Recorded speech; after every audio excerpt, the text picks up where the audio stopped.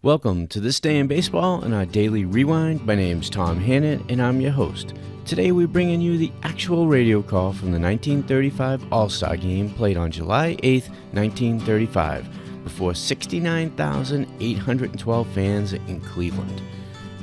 Lefty Gomez will start for the American League versus Bill Walker of the National League. I'll let you listen to the call, but before I do, I want you to know about This Day in Baseball. We've launched a new quiz page.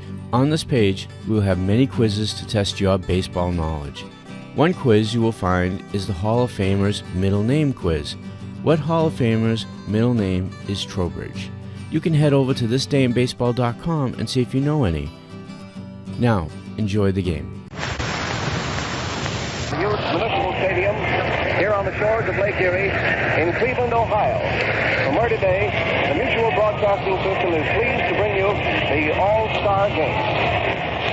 Well, it certainly is a wonderful sight here in Cleveland today in this huge stadium with seats between 80 and 85,000 people. We're seated up here now, just back at the home plate, up in the upper deck in this stadium, looking down on the field as the players of the American League and the players of the National League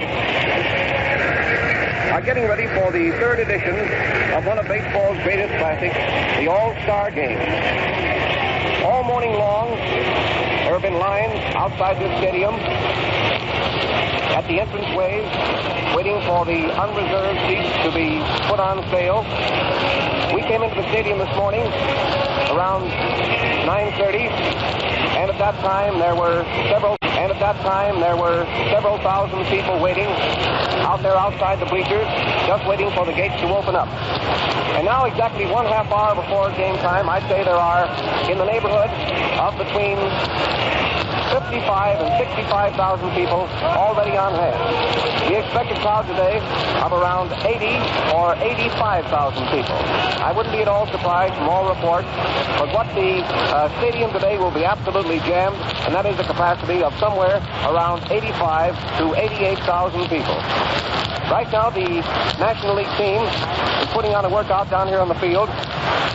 You see a lot of familiar faces. There's Bill Terry working out at first base. Archie Vaughan, the famous shortstop of the Pittsburgh Pirates, is over at short.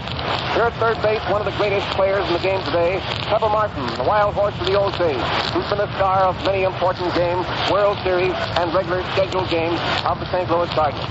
There at second base, one of the finest second basemen in baseball today, Billy Herman of the Chicago Cubs, who's going to make the fourth member of the starting infield of the National League team today. Behind the plate will be the manager of the Philadelphia entry of the National League, Jimmy Wilson. He's going to catch. Now, while we're talking about the starting lineup, I know that many thousands of you would like to follow the play of this game today by the old scorecard method. That is, if you'd like to keep right in touch with us here in Cleveland and have your own scorecard. And so I'm going to give you now, even though it is 25 or 26 minutes before the actual start of the play, the starting batting order and lineup for the National League All-Stars and the American League All-Stars. I might tell you, too, that it's been rather stressing here in Cleveland all day today. It's very cloudy overhead now, but it just doesn't feel like it's going to rain, and I certainly hope that it doesn't rain, and in any way mar the pleasure and the happiness that this great crowd is going to get out of what should be a corking good ball game out here today. Now for the official batting order and lineup, and first we'll take the National League team. I'm going to give it to you slowly so that you'll have plenty of time to write it down. The batting order and the lineup.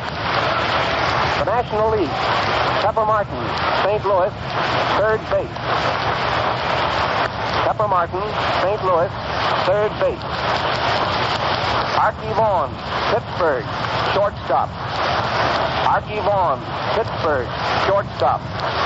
Mel Ott, New York, right field. Mel Ott, New York, right field.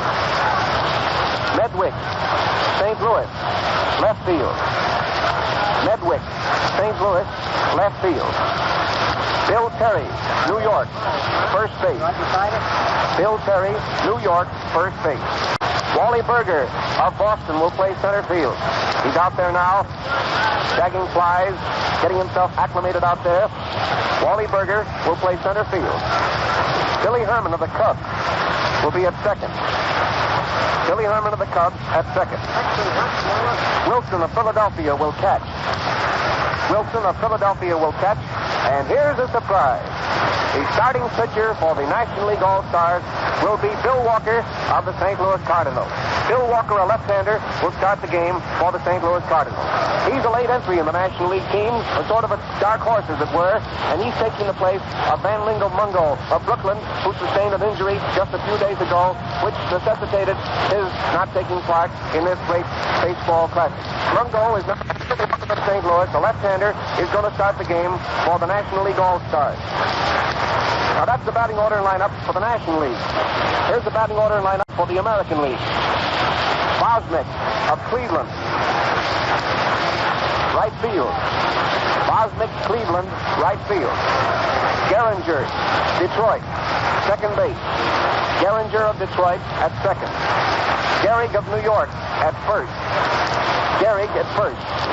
Fox of Philadelphia at third. Johnson, Bob Johnson of Philadelphia, will play left field. Bob Johnson, left field. Al Simmons of Chicago will play center field. Al Simmons, center. Mickey Cochran, the manager of the American League All-Stars, will be back at the plate. Mickey Cochran will be the catcher. Joe Cronin, the manager of the Boston Red Sox, will play short. Cronin at short. And the starting pitcher for the American League will be Mel Harder of Cleveland. Mel Harder will be the starting pitcher for the American League team. Now, there you have it. That's going to be the face-off today in this great game here at Cleveland between the picked team of stars of the American League and a picked team of stars of the National League. Right now, the reserve infield of the National League is getting a workout. There's Rip Collins of St. Louis over at first base in his gray Cardinal uniform. There's Burgess Whitehead, utility infielder of the National League, working out at second base.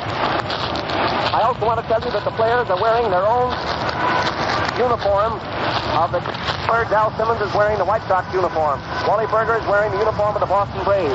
Mel out of the New York Giants. So the boys are all out here today in the uniform of the club that they represent. The grand sight, I want to tell you, in several spots here in the stadium, there are bands located, and now one has just been striking it up behind us here, and the crowd lets out a roar. There's a regular festive spirit out here today, and I hope it'll be a grand game, and that you'll all enjoy it.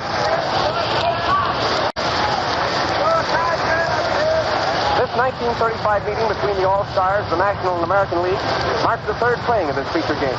The American League was victorious in both games, winning in 1933 at Chicago by a score of 4-2, and in 1934 at New York by a score of 9-7. The margin of victory in each game being 2 runs. This year at Cleveland, the outstanding players of the National League are hopeful of breaking into the win column. The player who largely through his own efforts brought victory to the American League in 1933, Babe Ruth, the one and only Bambino, is down there in the front row, box seat. It was carefully expected by the American League that the 1933 event would develop into a glorification of any particular player, but it did. This game, to all intents and purposes, was made to order for Babe Ruth, and he didn't overlook a single opportunity to star both at bat and in the field. All Ruth did, you remember, in the 4-2 victory scored in the 1933 meeting, was to make 2 of the 9 hits registered by the American League, 1 a home run into the right field stand. That provided the necessary margin enjoyed by the American Leaguers at the finish of the battle in what had been labeled by the sports writers as the game of the century. In the field, the Babe made a one-handed stab of a line drive that would have put the National Leaguers in the ball game had it gone safe. In the 1934 game played at the Polo Grounds in New York, the National Leaguers hoped to even the count, but were disappointed when the American Leaguers put on a 6-run barrage in the 5th inning that decided the old ball game. The final score being 9-7. The National League had gotten away to a commanding lead in the first 3 innings, scoring 4 runs off the great Lefty Gomez, while Carl Hubble was shutting down the American Leaguers without a run. In the 3 innings that Hubble worked, he was a sensation, you remember, striking out 6 men, getting 5 such great hitters as Ruth, Gehrig, Fox, Simmons, and Cronin in succession. The only hit off Hubble was made by Gehringer of Detroit, the first man to face him. From an American League angle, the two outstanding players were Earl Averill and Mel Harder of the Cleveland Club, neither of whom were honored in a starting role. Harder was rushed to the rescue of Ruffing in the fifth inning after 3 hits on a base on balls that scored 2 runs and left 2 men on the bases, one of whom scored on a double steal. He blanked the National Leaguers from then on, allowing only 1 hit. Averill is a pinch hitter in the 4th triple, driving in a run, and in the big 6-run rally in the 5th, his double with the bases filled scored 2 more runs. There's a bit of a resume on what has happened in the 2 previous All-Star games between the National League and the American League. Now most of the players have completed their practice down here. Photographers are banked all over the infield, that is, outside of the diamond itself, getting pictures of all the stars, in some spots getting them one at a time and then getting them in groups so that they'll be... they're having an awfully busy time. Down here to the right, at the American League side, right now they're shooting some of the players who are taking part in the game, getting pictures of them with Babe Ruth, the great Bambino, who's down there in the front row. There are celebrities here in Cleveland galore today. Down in the front row is Governor Martin L. Davies of Ohio. Mayor Terry O. Davis of Cleveland will throw out the first ball. Jack Dempsey, the Almanac Mauler.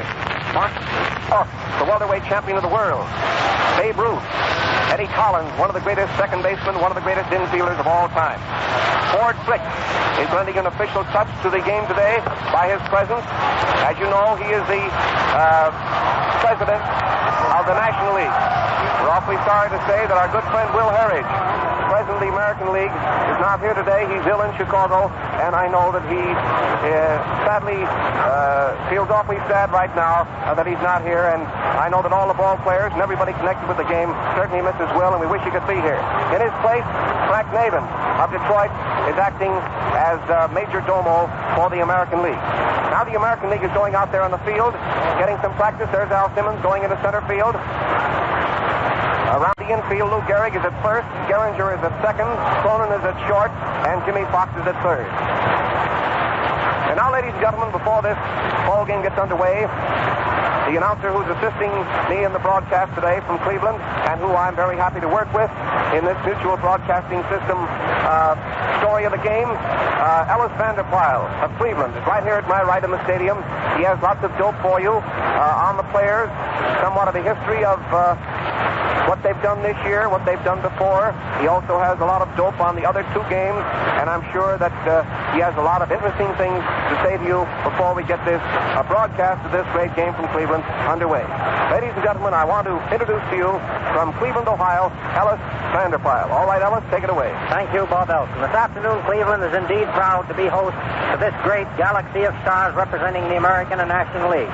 Bob Elson has given you the starting lineup of the afternoon, and in order that you may be properly informed before this great game gets underway, I'm going to repeat the lineup for you and give you a thumbnail sketch of all the players who will participate in the opening play. Leading off for the American League, let's skip over to the National League first because they will lead off this afternoon. Leading off for the National League, Pepper Martin at St. Louis playing third base. This is the third All-Star game in which Pepper Martin has taken a part. Joe Pepper Martin of the St. Louis Cardinals is one of the great players in the National League today. Spectators who witnessed the 1931 World Series between the St. Louis Cardinals and the Philadelphia Athletics saw John Leonard Martin exhibit some of the most sensational base running ever recorded in a fall classic. 5 stolen bases were chalked up to his credit, and to make his feats more spectacular, he usually completes his dashes by sliding in on his stomach. His nickname of Pepper describes very well his play on the diamond. He was listed as a pitcher when he launched his professional career in 1923. The Cardinals acquired him from Rochester, the International League, in 1930 and stationed him in the outfield. There he played until 1932, when he was out with injuries and Joe Medwick took over his job. This caused Martin to try the infield in 1933, and there he has stayed ever since. Pepper is 31 years old, was born in Temple, Oklahoma. 5 feet 9.5 inches tall and weighs 175 pounds. He bats and throws right-handed.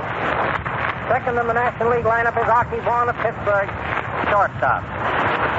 Floyd is his real name, Floyd Archie Vaughan.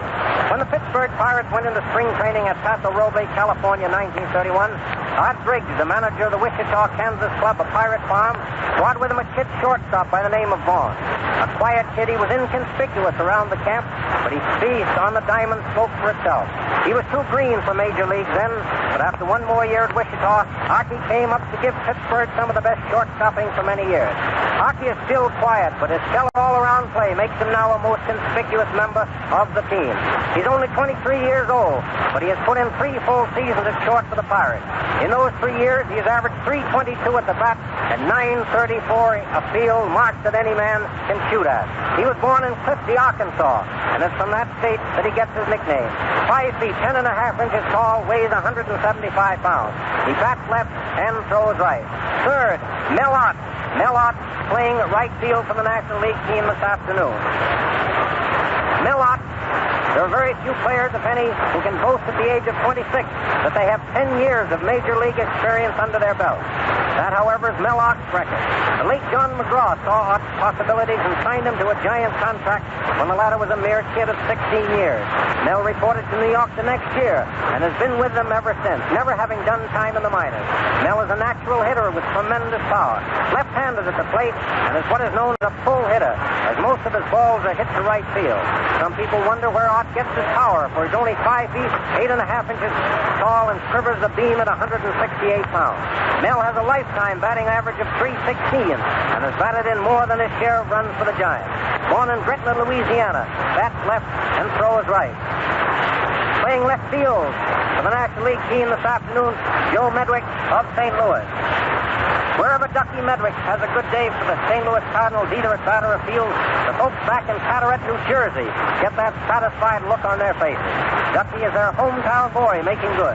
Back in 1929, Medwick, a star fullback in football, forward on the Cagers and man of all trades in baseball at Carteret High School. 3 years later, he was stepping in the outfield position with a card made vacant by Pepper Martin's injury.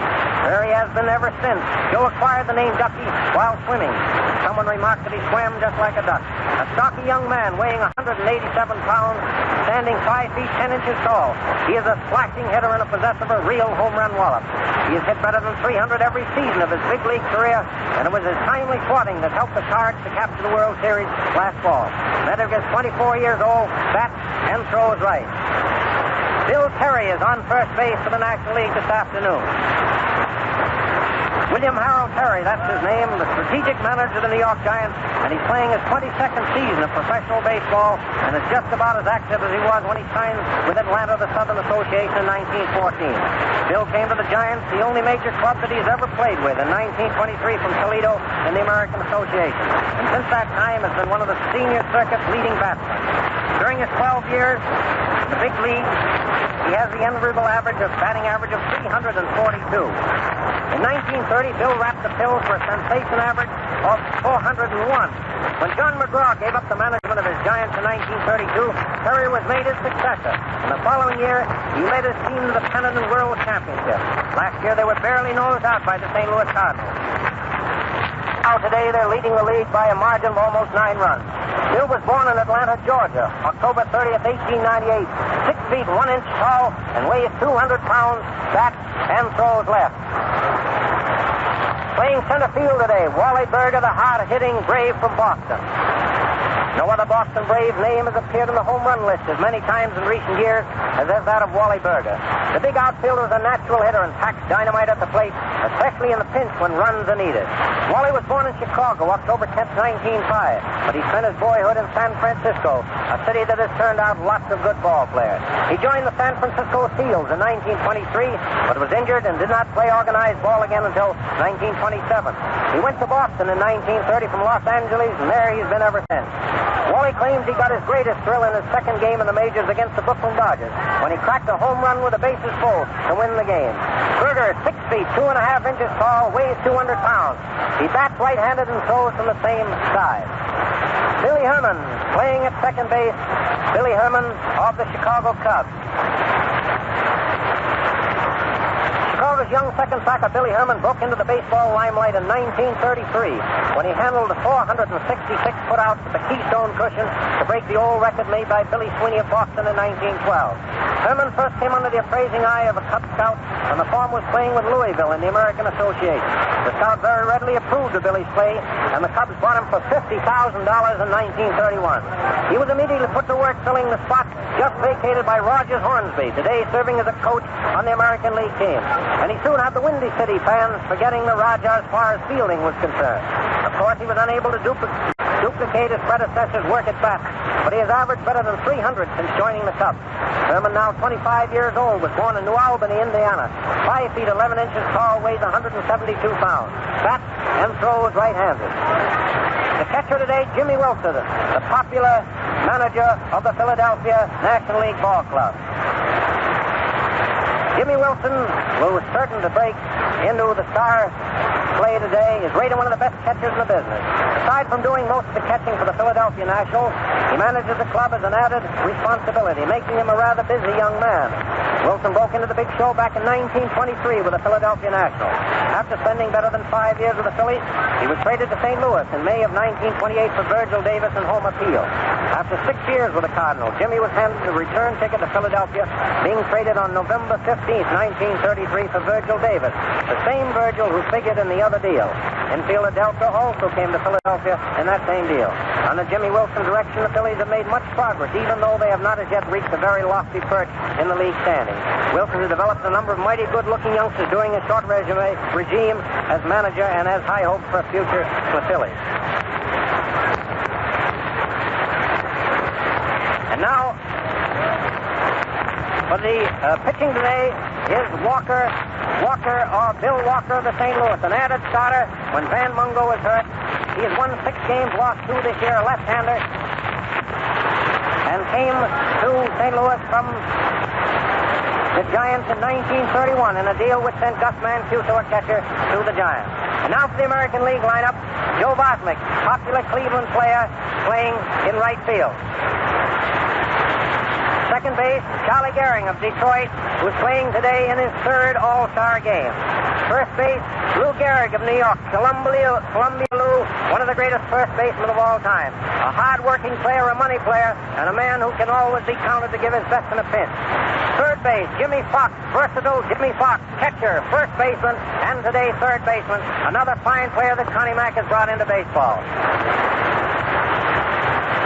Left field, Bob Johnson, Cherokee Indian, one of the pair of brothers that has made its mark in the American League. Bob Johnson of Philadelphia playing left field. In center field, Al Simmons of Chicago, for many years Athletics, now playing left field in the regular Chicago lineup, but in center field today for the American League All-Star team. But catching Mickey Cochran, Detroit. Mickey Cochran, before the game when we were down on the field getting the official lineup, Roger Hemsley and Mickey talking together, Bob Elson and I approached, and Mickey started to give the lineup until he came to his own place. And then he turned to Roger and said, I guess I'll start Hemsley this afternoon. And Roger said, no, sir, you get behind the bat. So Mickey Cochran is going to be catching for the American All-Stars this afternoon. Shortstop, Joe Cronin, the youthful manager some years ago who brought a pennant to Washington, now managing Tom Yawkey's team at the Red Sox Park in Boston. Pitching, Mel Harder. Mel Harder, the young Cleveland ace, who is one of the stars of baseball. The star of last year's 1934 game. And now, here's Bob Elson with some additional dope. Thank you very much, Ellis. Well, ladies and gentlemen, it's almost time now for the ball game to get underway. One of the bands out here has just marched across the field, and now out there at the flagpole in center field in front of the bleachers, which is about 462 feet from the home plate, they're going to raise the flag. Here comes Mayor Davis of Cleveland walking out onto the field. He's going to throw the first ball. The umpires have just walked up to the plate. There may be a last-minute change in the American League pitchers. Lefty Gomez has started to warm up out here, off here to the right, in front of the New York bench. And it may be Gomez starting in place of Harder. But we'll have all that dope for you in just a very few minutes. Now the band out there in center field is standing at attention. The American flag is going to be raised out there. Now they're playing the national anthem for the All-Star game.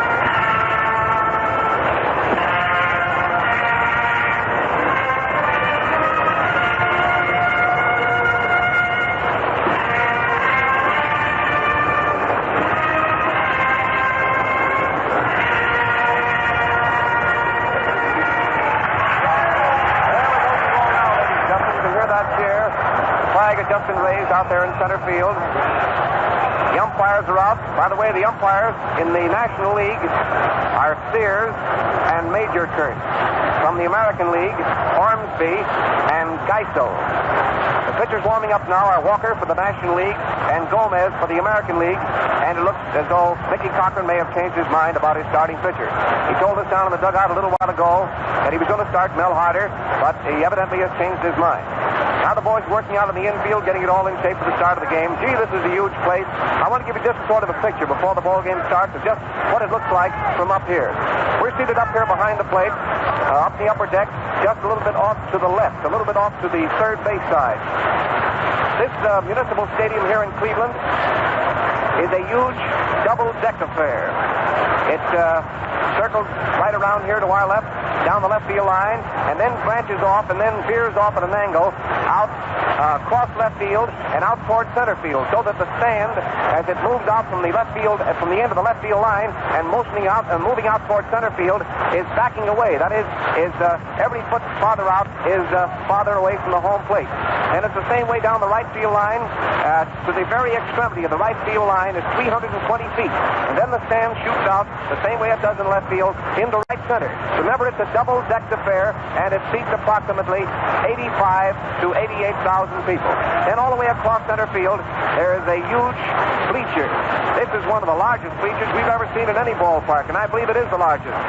It accommodates, I imagine, in the neighborhood of 15,000 people. That extends all the way across from where the double grandstand ends in left center, right across, all the way across center field, meets the double-deck grandstand again in right center. Then, right in back of the bleachers, we're looking right out there now, right over second base, out towards center field. There's a huge scoreboard with, across the top, it says Cleveland Stadium. And there's a flagpole and a small American flag up on top of that pole. And off to the left, down on the field, there's a very high pole with a huge American flag, and that is the flag that has just been raised. Now the band has marched again off the field, coming out right field and across the right field foul line, and they're being seated at the end of the boxes, right down there near the end of the right field line. Ty Perkins of Detroit, another chap who spent many years with the Philadelphia Athletics, is catching Lefty Gomez, who's warming up for the New York team. Bill Walker of St. Louis is the starting pitcher for the National League. Now we're going to run over the official batting order and line up again for you quickly, while the managers and the captains of the two teams go over the last-minute rules and so on and so forth with the umpires right down here below us at the home plate. National League, Martin, third base. Vaughn, shortstop. Ott, New York. Medwick, left field. Perry, first base. Berger, center field. Herman, second. Wilson, catching, and Walker, pitching.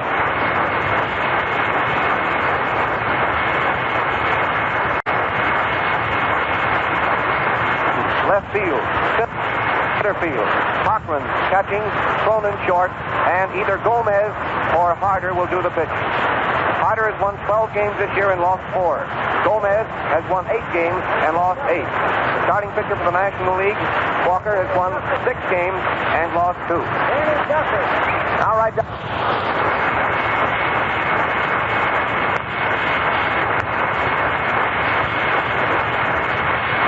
The coaches for the National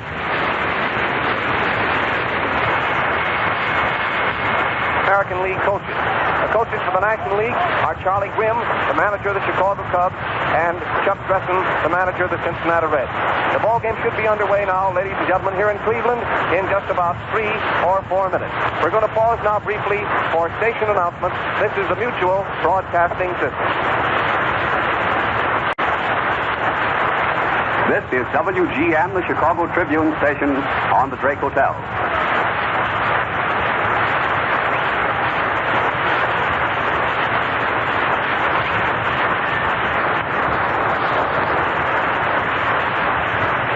The American League team is out on the field. There's Bob Johnson in left field. There's Al Simmons in center field. Joe Bosnick is in right field. Third base, Jimmy Fox. Shortstop, Joe Cronin. Second base, Charlie Gehringer. First base, Lou Gehrig. Lefty Gomez is going to start. Gomez is the starting pitcher. Also a last-minute change. The catcher for the American League will be Rollie Hemsley. Mickey Cochran changed his mind on 2 points here in the last few minutes and is starting Gomez with Rollie Hemsley of St. Louis doing the catching. Mayor Davis of Cleveland is down there. Now he's going to throw the first ball. Another chance for the photographers who are banked all around down there. Get set. Charlie Gresson is coaching at third. Cincinnati manager Charlie Grimm of the Cubs is coaching at first. The ball game will be underway in just about 1 minute.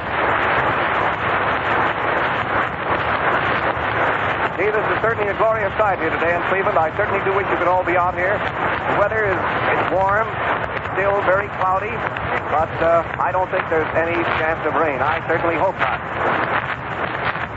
Here's an announcement.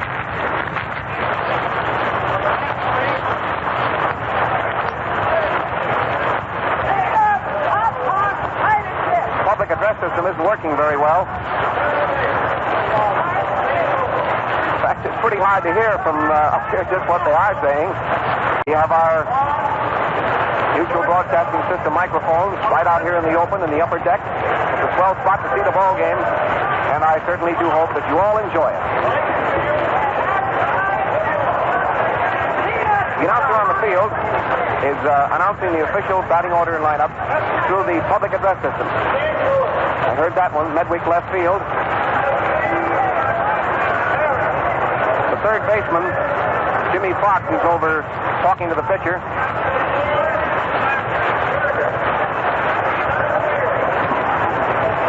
Mayor Davis is standing down here at the plate. He's going to throw the ball, and then the ball game will be underway. The umpire back at the plate is Ormsby of the American League. At first base is Major Kurth of the National League. At second base is Geisel of the American League. And at third base is Ziggy Sears of the National League. First man to bat is Pepper Martin, the wild horse of the old stage. Here he is up at the plate. Al Simmons is playing a little bit close for Martin. First pitch, he hits a pop fly just back of the shortstop. Conan's going back. He may not be able to get it. It drops for a hit. Pepper Martin dropped his Texas leaguer. Just back of the shortstop. He went back very fast. Conan and the left fielder Johnson came in very fast. Neither one of the boys could reach it, and it's the first hit of the ball game. A hit for Pepper Martin. Now the next man to come up is Archie Vaughan, batting 406 for the Pittsburgh Pirates. A left-handed hitter and a mighty dangerous fellow up there at the plate. There's a man on first. There's nobody out. The ball game has just started here in Cleveland. The All-Star game. Gomez is getting his sign. First pitch was high and inside for a ball. Ball one. Now the catcher's walking out toward the mound to talk to the pitcher while the umpires are shagging the photographers away from the baseline.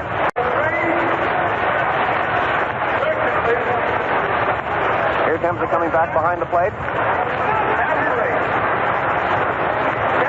Rollie Hemsley is back at the plate. Now to ball one on the batter. Here's the next pitch. It's a little bit outside and low for a ball. Ball two. 2-0 now for Archie Vaughan with Pepper Martin on first. Next pitch is a fastball that comes in across his knees. It was a beauty. And it's a strike. The count is ball two and strike one for Archie Vaughan. His batting average today, as we told you, is 406. Here's the next pitch, and it's in low and very close for a ball. Makes it ball three. 3-1 now for Vaughan. Some of the latecomers walking down here in front of us in the aisle, just obstructing our view a bit. Pepper Martin's on his way down on a hit-and-run play. There's a fly ball in the left field. Johnson comes in. He's under it, and he has it for the first out. It's a hit-and-run play with Pepper Martin starting for second with the pitch, and the batter Vaughan hit it into left field. Johnson came in and made an easy catch of it for the first out. One gone. Now the next man to come up is Mel Ott of New York, who's playing right field, and today is batting 324.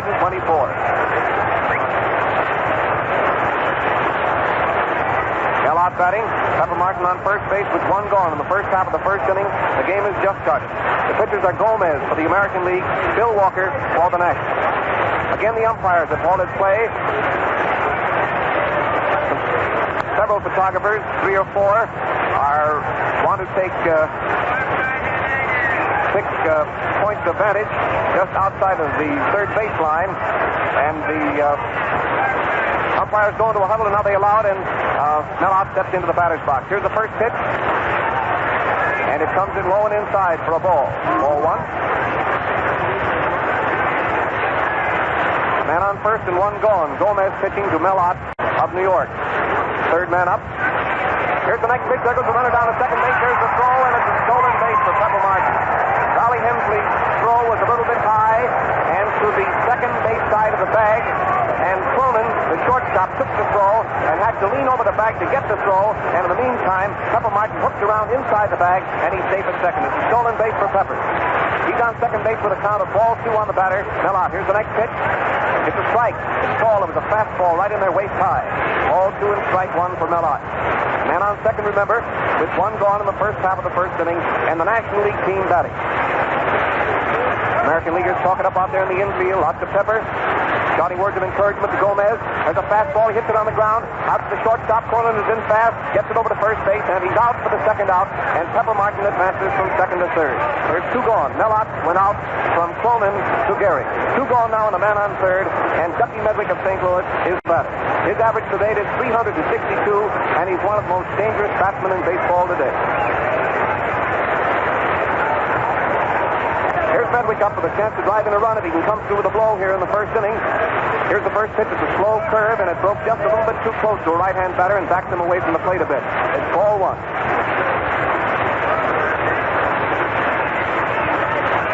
Pitcher's taking his time. Starts that slow wind-up again. Here's the next pitch. Medwick jumped away from a fastball. It almost hit him in the leg. It's ball two.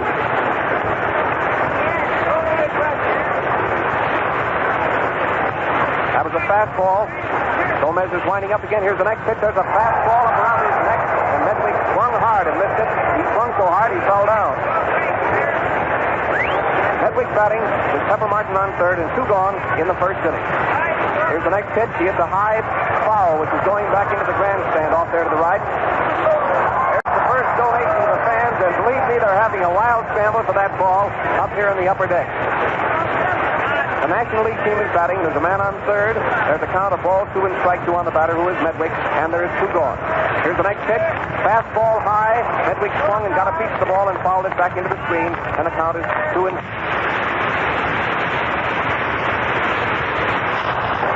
Dolly Hemsley gets another new baseball. From umpire Ormsby. Throws it out to the pitcher. Gomez wipes his hands across the front of his uniform a bit. Pulls at the peak of his cap. Gets all set. Now he's starting that windup of his. Here comes the next pitch to Medwick. It's a slow curve, and he hits it foul off there to the left. It almost hit one of the photographers kneeling on the ground there with his camera. And the count is 2-2. Ball two and strike two for Medwick. A man on third. Two gone in the first half of the first inning. Gomez, a lefty pitching for the American League, and Walker, a left-hander, will pitch for the Nationals. Next pitch is way outside, almost a wild pitch. Hemsley had to go way outside and jump up to grab that one, and the count is 3-2. Next man to come up will be Bill Terry. Ball three and strike two. Next pitch is a fastball. He started to swing at the ball, tried to stop, and the umpire says, "You're out on strike." Medwick is putting up a beat down there. The pitch was high and outside. Medwick started to swing, tried to stop his swing before he went more than halfway around, but the umpire says, "No, you swung at it, and you're out on strike." And Martin is left down the base.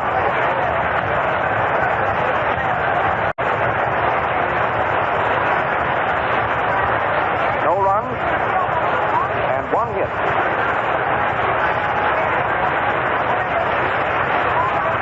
Now we're going into the last half of the first inning. Now these three or four bands who are parked out at different spots around the stadium strike up between innings. First man to bat for the American League will be Joe Boswick, Cleveland boy, and he's getting a grand reception as he comes up to the plate. Jimmy Wilson of Philadelphia is back at the plate for the National League team. Terry is at first, Billy Herman at second, Archie Vaughan at short, Pepper Martin at third. Medwick in left field, Wally Berger in center field, and Mellott in right field. That's the picture now as we look down on this field here in the stadium of Cleveland, Ohio, as we go into the last half of the first inning. There is no score. The American League is coming up now for their first bat. Here's Boswick, a Cleveland boy, up at the plate. Right-handed hitter. Waiting for Walker's first fastball that backed him away from the plate. In close to a right-hand hitter, and it's ball one. Roger Hornsby is coaching at first base. Del Baker of Detroit is coaching at third. This is getting his sign again. Here's the next pitch, and he hits the ground ball between first and second. A slow roller. Billy Herman comes in fast, grabs the ball over to first base, and he's out. Billy Herman to Terry for the first out. It was a nice, fast play. One gone.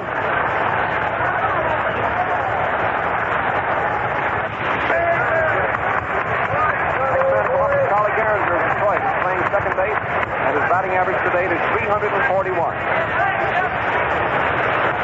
Walker looks him over carefully. The infielders talk it up out there. Here comes the windup on the first pitch.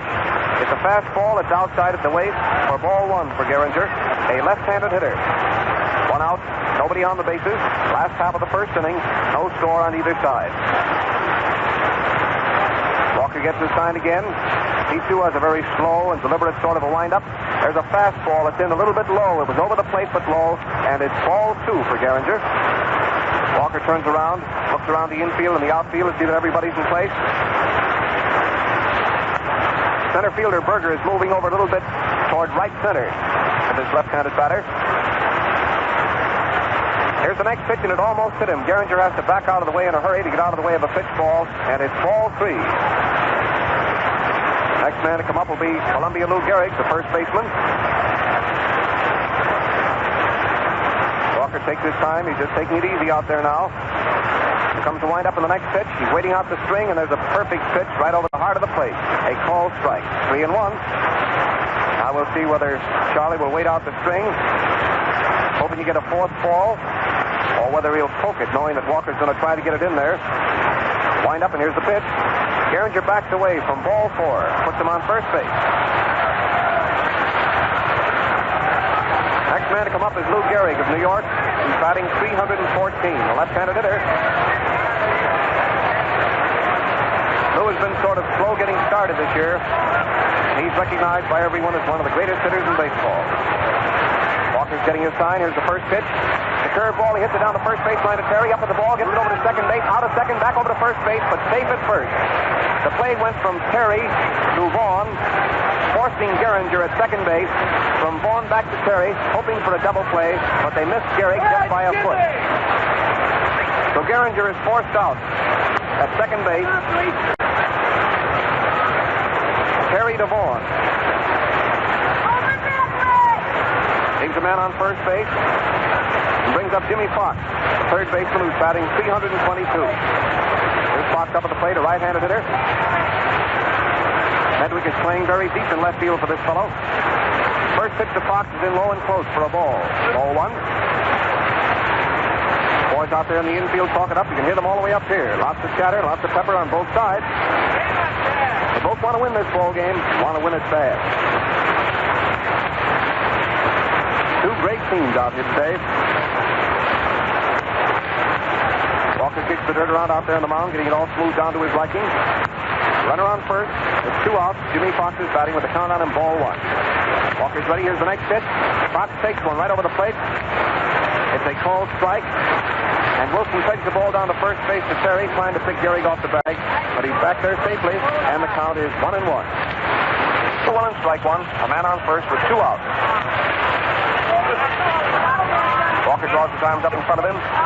Watching the man on first base. Now he's ready. Here's the next pitch to Fox. It's outside. A fastball at the knee. Makes it ball 2 and strike one. 2-1. Pepper Martin third. Archie Vaughn short. Billy Herman second. Terry at first. That's the National League infield.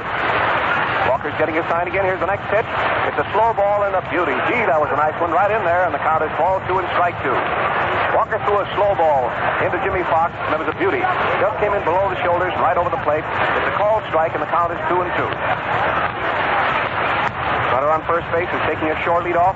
He's ready again. Here's the next pitch. It was a slow curve outside below the knee, and it's ball 3. Makes it 3-2 now. Man on first with 2 outs, 3-2 on the batter. Now Gehrig will break for second base with the pitch. 3-2 on the batter and 2 gone. Gehrig on first base. Watch him now. Walker's getting ready. He throws the ball over to first base trying to pick Gehrig off, but he's back in the bag safely. Drew didn't have a very long lead off, and he just reached back onto the bag. Walker pulls at the peak of his cap, gets ready out there again. He has a 3-2 count on Fox. Gehrig is edging off the bag. There he goes. Here's the pitch. And the batter hits a long fly ball.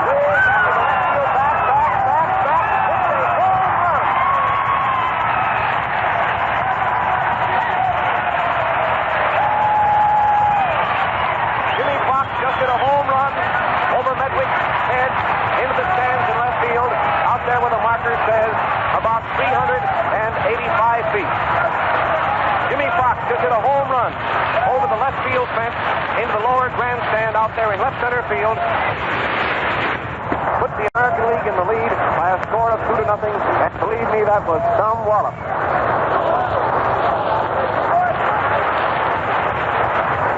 It scored Gehrig ahead of him.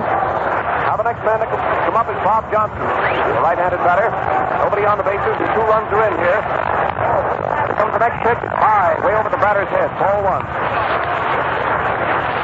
Fox really got a toehold on that one. Slammed it way over Medwick's head. Ducky started to go back fast, but then saw there wasn't a chance and watched the ball sail into the crowd. Walker's ready. Here's the next pitch. It's a curveball. He hits a high, short fly into right field near the first base line. The second baseman, Billy Herman, comes over and takes the ball. A nice catch, retiring the side. Johnson made a high, short fly near the foul line, just a short distance back into right field. Billy Herman cut back behind Terry over to the foul line and caught the ball in fair territory to retire the tie. At the end of the first inning, New York made 2 runs, and there was 1 hit. Bosnick, you remember, went out, and Gehringer walked. Was forced to second base by Gehrig, and then Gehrig scored ahead of Jimmy Fox on his home run into the left field stand. We're going into the first half of the second inning now with the score: American League 2, National League 0.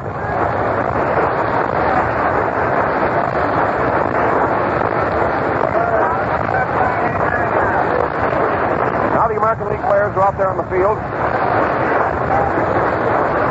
Jimmy Fox, the third baseman, puts the American League in the lead with a swell home run.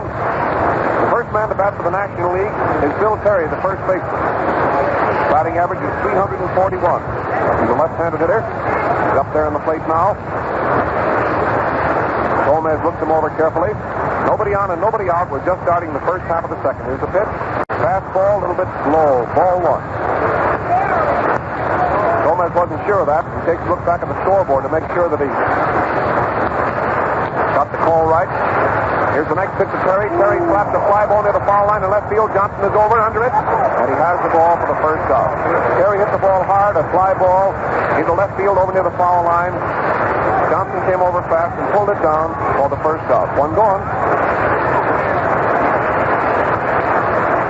Next man to come up is Wally Berger, who's playing center field for the National League team. His batting average today is an even 300. He's a big fellow, right-handed hitter. Stands well over 6 feet tall. Here's the first pitch from Gomez, and Berger takes a big swing and misses for a strike. Strike 1. Nobody on the bases. It's the first half of the second. National League is batting. There's 1 out. Next pitch to Berger is a well curve right over the heart of the plate, and it's called strike 2. It broke in there beautifully. Looked like it was going outside, and then the ball broke sharply in over the plate at the waist, and it's 2 strikes. Gomez is getting a sign. Here's the next pitch, a fastball, and Berger gets a piece of it and knocks the ball back into the screen. Still 2 strikes. There's a great scramble for the ball again, and the crowd roars. They certainly do want these baseballs today as souvenirs of this All-Star game. Gomez has a count of strike 2 on Berger. Next pitch, he hits the ground ball foul just outside the bag down the third base line. It's rolling down the line. That was just foul a foot. A hard hit ball on the ground just outside the bag at third. Charlie Dresden of Cincinnati is coaching at third base for the National League team, and Charlie Grimm of the Cubs is coaching at first. Berger is batting in the first half of the second inning with 1 out. Count on him is strike 2. Gomez gets a new ball, rusts it up in his hands a bit, getting some of the shine off it. Now he's ready. There's a fastball. He hits a high, foul fly. Just outside of first base, Lou Gehrig is under it, and he catches it now in fair territory. It came down just inside the first base line, just about 10 feet. Down from the bag at first base toward the plate, and Gehrig caught it. It came down just inside the line in fair territory, an infield fly for the second out. Now the next man to come up is Billy Herman. Billy Herman is batting 295. Second base for the National League team. Right-handed hitter. Al Simmons, the center fielder of the American League team, is coming in and moving over a little bit toward right center. First pitch is high and outside for a ball. Ball one. Simmons, center field. Bosnick, right field. Bob Johnson, left field. Here's the next pitch to Billy. Billy swings hard and fouls the ball back into the screen. Ball one and strike one. 2 out and nobody on the bases in the first half of the second inning. The American League is leading 2-0. Fox hit a home run with a man on. Gomez is getting his sign. Here's the next pitch. Billy takes him a little bit high and close for a ball. Next man to come up after Herman will be Wilson, the catcher. Ball 2 and strike one. Next pitch, he hits a high foul fly, which is going over there into the box seats. Rollie Hemsley tosses off his mask and comes back fast to see if there's a chance to get the ball, but he sees there is no chance. It's going into the crowd, and he goes back to the plate. The umpire tosses the new ball into play. Ball 2 and strike 2 is the count on Billy Herman, batting for the National League team with 2 gone. There's a fastball. He hits it back at the pitcher. He knocks it down. It's rolling behind him. He gets over, picks it up, gets it over to first base. It's close, but he's out on a fast play. Gomez to Gehrig. Billy Herman hit a hard smash on the ground back at the pitcher. He knocked it down, but it drove past him. He went back fast and grabbed the ball and got it over to first base. And Billy Herman was out on a fast play. Gomez to Gehrig. 3 up and 3 down. No runs, no hits, and no errors.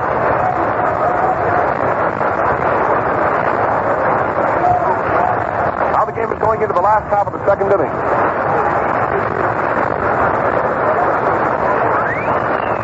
We're going into the last half of the second inning of this game at Cleveland, Ohio, between the Stars of the National League and the Stars of the American League.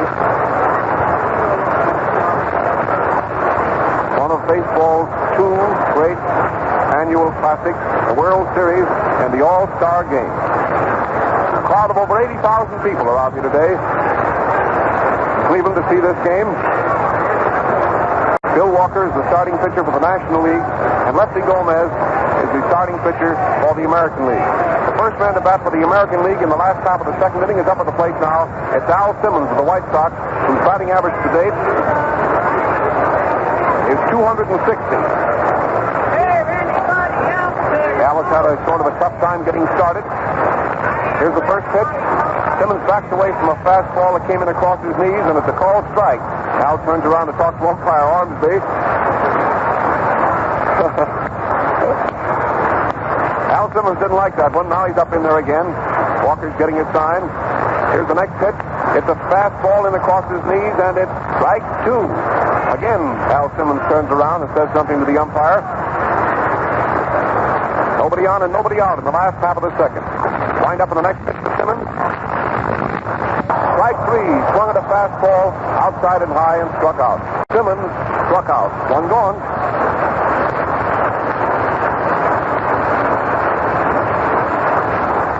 Now the next man to come up is Rollie Hemsley.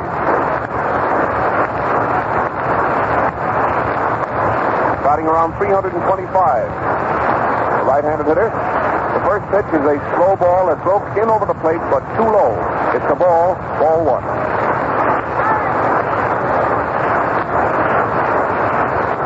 Walker's getting his sign again. Here's the next pitch to Hemsley. It's a slow ball, and he pops it up. It's coming back here toward the railing. It's going into the stands. He can't get it. The catcher came back fast, but couldn't get to it. Ball 1 and strike 1 for Hemsley. Jimmy Wilson of Philadelphia is the starting catcher for the National League. Rollie Hemsley's batting average is 327. He's a right-handed hitter. Here comes the next pitch to Rollie, and he slams a fly ball down the left field line. Left fielder Metrick is going back. The ball goes over his head. It goes up against the wall. Hemsley's coming into try for third. He's on his way now to third base. It's going to be very close. Here comes the relay. He slides in, and he's safe at third. It's a three-base hit for Hensley down the left field line. The relay came in from Medwick to Archie Vaughan to the third baseman Pepper Martin, and Raleigh Hensley came sliding into third base, and he's safe at third. It's a three-bagger. Hensley on third with one out in the last half of the second inning. The American League leading by a score of 2-0. Now the next man to come up is Joe Cronin, the shortstop, the manager of the Boston Red Sox. His batting average today is 260, but he's a dangerous man up there in a pinch. Now the National League team is drawing in close to the infield with a possible play in view here at the plate. Walker takes a look around to see that everybody's in place. Cronin batting, a man on third, one out. Last half of the second inning, the score 2-0 in favor of the American League. Walker's getting his sign. Here's the pitch to Joe. Outside, waist high for a ball. A hitter a long fly now would bring in a run. National League infield, Pepper Martin, Archie Vaughan, Billy Herman, and Terry playing in close, hoping he hits the ball on the ground and will have a chance to cut off this man at the plate. It's a nice curve ball right in over the plate, and it's a called strike. Ball one and strike one. Hemsley drove the ball over Medwick's head in left field for a three-bagger. One gone and a man on third. This is getting his sign again. Here's the next pitch. He hits a high fly back into left center field. Wally Berger's getting back. He's under it. He has it. And here's Hemsley coming in toward the plate. Here's the throw, but they can't get him. And Hemsley scores from third. The American League is leading 3-0. Joe Cronin drove a long fly ball into left center field, which is taken by Wally Berger.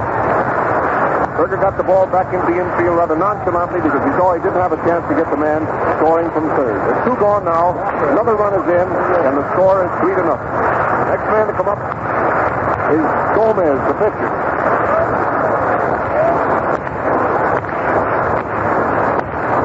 Here's Gomez up, a left-handed batter. He swings at the first pitch and misses it for a strike. Strike one.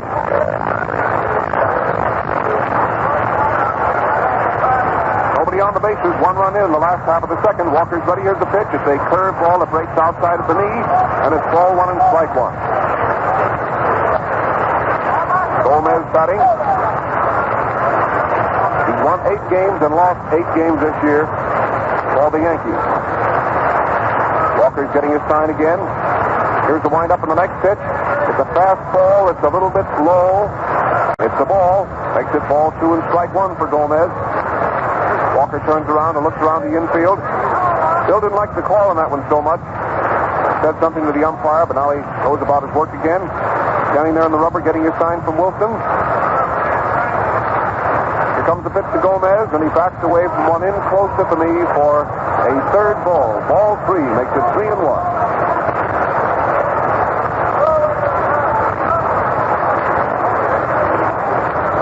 Manager Frankie Frisch of the National League team is watching the game from the dugout. Next pitch is right over the plate. It's a called strike, and the count is 3-2. Billy Herman is playing second in place of Frisch. Billy Herman is playing back on the edge of the grass for this fellow. 3-2 count. Here's the next pitch to Gomez. It's a fastball, and he struck out. He swung hard at the fastball below his shoulders and struck out. That's the end of the second inning. The American League made 1 run and 1 hit. 1 run and 1 hit at the end of the second inning, and the score at the end of 2 innings in this All-Star game at Cleveland, Ohio, is the American League 3, the National League 0. We're going to pause briefly now for station identification. This is the Mutual Broadcasting System. This is WGM, the Chicago Tribune station on the Drake Hotel.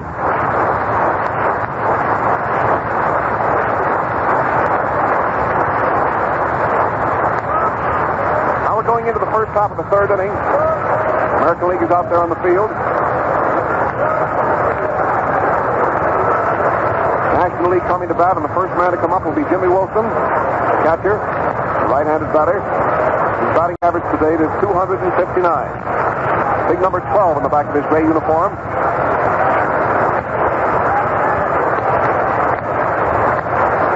Here's the windup on the first pitch.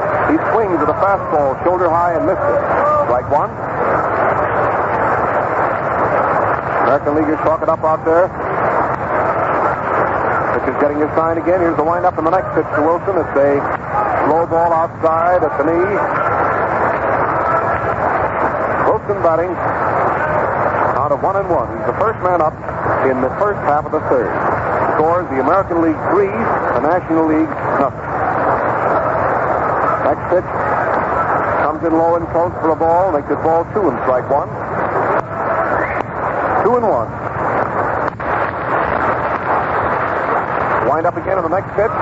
He hits a high foul, which is going back into the crowd in the lower boxes. Ball 2 and strike 2. Now the new ball is tossed into the game, and Gomez takes his glove off out there.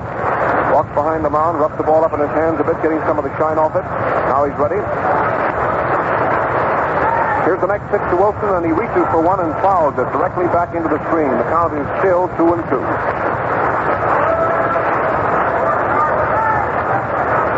Ball 2 and strike 2. Gomez takes his glove off, rubs the ball up in his hands a bit again. Here's the next pitch to Wilson. It's a fastball. He hits it on the ground out to the second baseman. Gehringer's up with the ball, gets it over to first base, and he's out. Gehringer to Gary. It was a hard hit ball that hugged the ground all the way out to Charlie Gehringer. He grabbed it and threw him out on a fast play. Gehringer to Gary. One gone.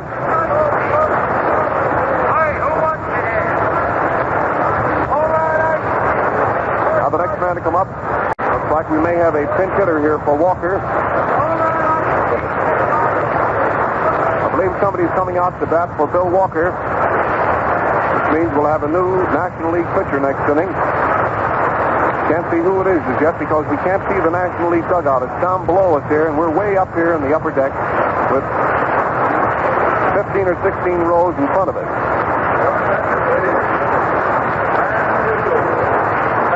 Gus Mancuso is coming out to bat for him. Gus Mancuso, a right-handed hitter, regular catcher for the New York Giants, coming out to bat for Walker. He's a right-handed hitter.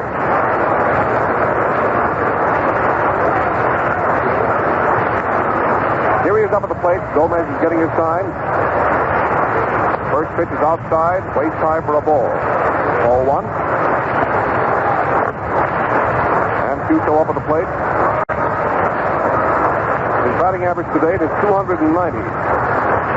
Here's the next pitch. It's a fastball, low and outside. Ball 2. Nobody on the bases. One out. First half of the third inning. The National League at bat.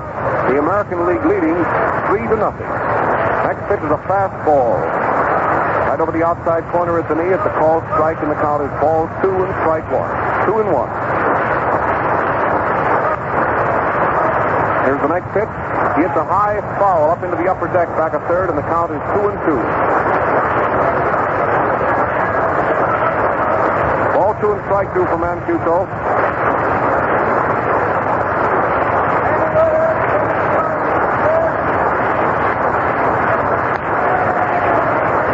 Gomez is getting his sign. Here's the next pitch. It's high and outside for a ball, and the count is 3-2 now for Gus. Gus Mancuso. Gray uniform of the New York Giants. Up here at the plate, right down here in front of us now. Gomez is winding up. Here's the next pitch. He hits a high, short fly into left field. The shortstop, Cronin, is going back. The left fielder is coming in. They may collide. They both jump for the ball, and Cronin gets it and holds it. The boys collide, but neither one of them are hurt at all. And Mancuso is out for the second out. Mancuso hit a high, short fly into left field, over near the foul line. Joe Cronin went back past. Bob Johnston came in. The boys bumped each other, but Cronin grabbed the ball and held onto it, and there's 2 gone.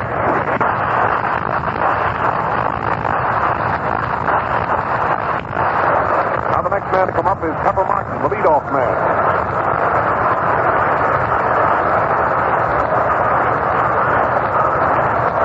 He singled the first time up. Drove a hit into left field. First pitch is outside for a ball. Ball 1.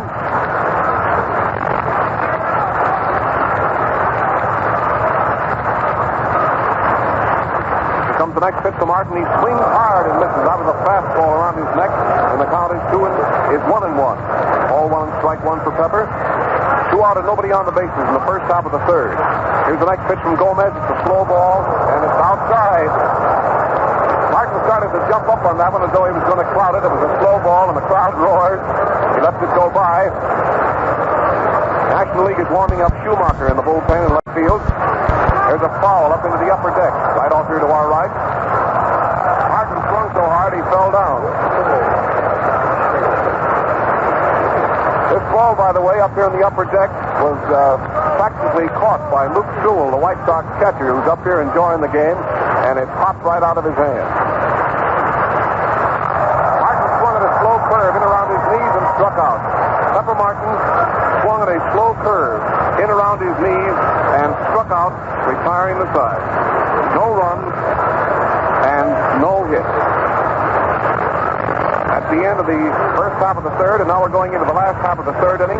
American League 3, National League nothing. Bill Walker allowed 2 hits while he was in there. He issued 1 base on balls.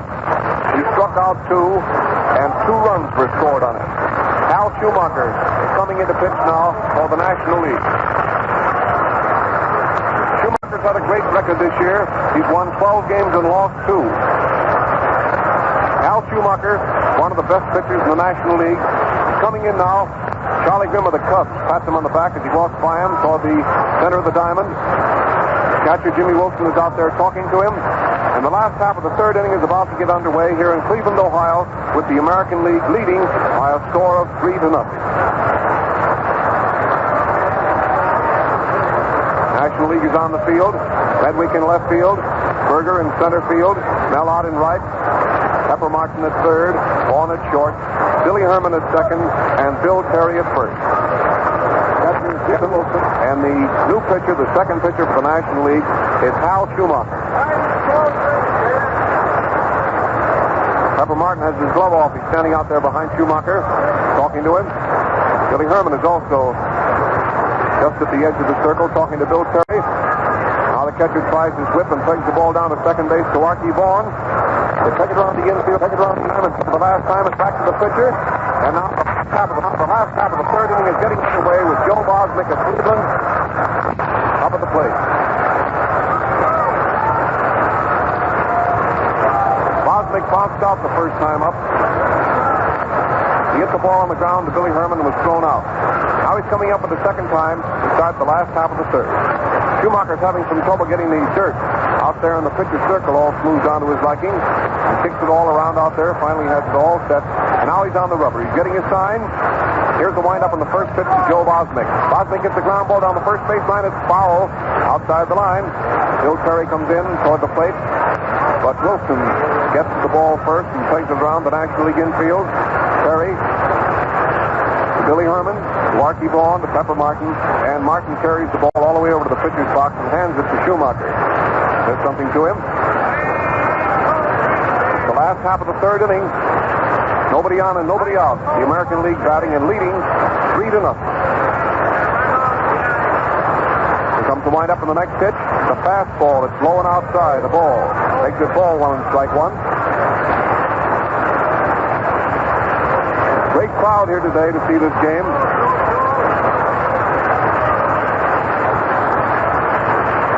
Pitcher's getting his sign again. Here's the next one. The fastball, he hits it right back at Schumacher, jumps up, grabs it in his gloved hand, and throws him out. Schumacher to Terry. 1 gone. Bosnick is out. Pitcher to first.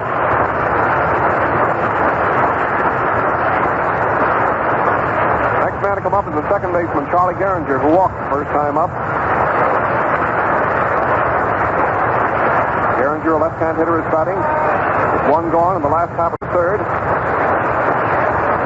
National League talks it up out there in the infield. Lots of pepper on both sides today.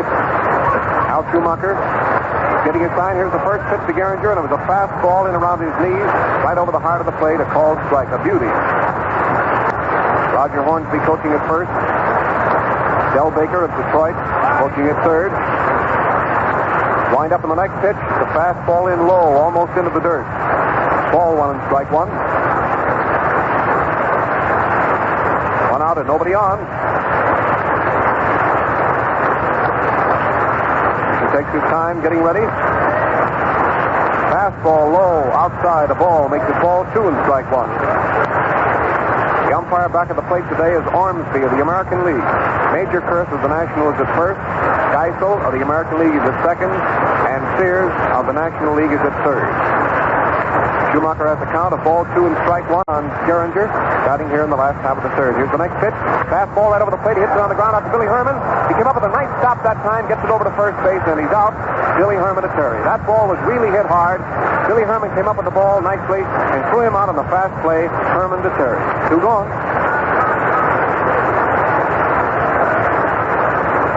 Now the next man to come up is the first baseman of the American League team, Lou Gehrig. Gehrig hit into a force play the first time up and scored on Jimmy Fox's home run in the first inning. Here's the pitch. It's a fastball right across his knees. It's strike 1. Left-hand hitter, Lou Gehrig batting. 2 out, and there's nobody on the bases here in the last half of the third. Here's the next pitch. Gee, that was a nice one, but it was a little bit low. Should have seen the break on that curveball. Just a little bit low, and the count is 1-1 for Lou. Schumacher starts his windup. Here comes the next pitch to Gehrig, and it's a fastball. It just misses the corner at the knee outside for the ball, makes it ball 2 and strike 1. Billy Herman is playing back the edge of the grass. For Lou Gehrig, a hard hitter. The outfielder in right field is playing way back. Mellott. Here's the next pitch to Lou, and he hits the ground ball directly back at Billy Herman. He's up with the ball over to first base, and he's out, retiring the side. 3 up and 3 down. No runs, no hits, and no errors. 2 assists for Billy Herman that inning.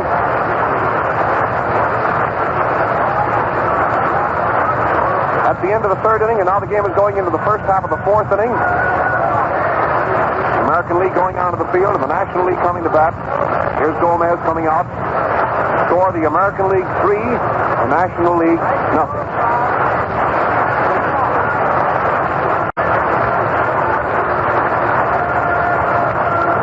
Ellis Vanderpyle is working on this broadcast with me today. Tells me that nobody ever hit a ball in that bleachers in center field, and I can imagine that's some wallop.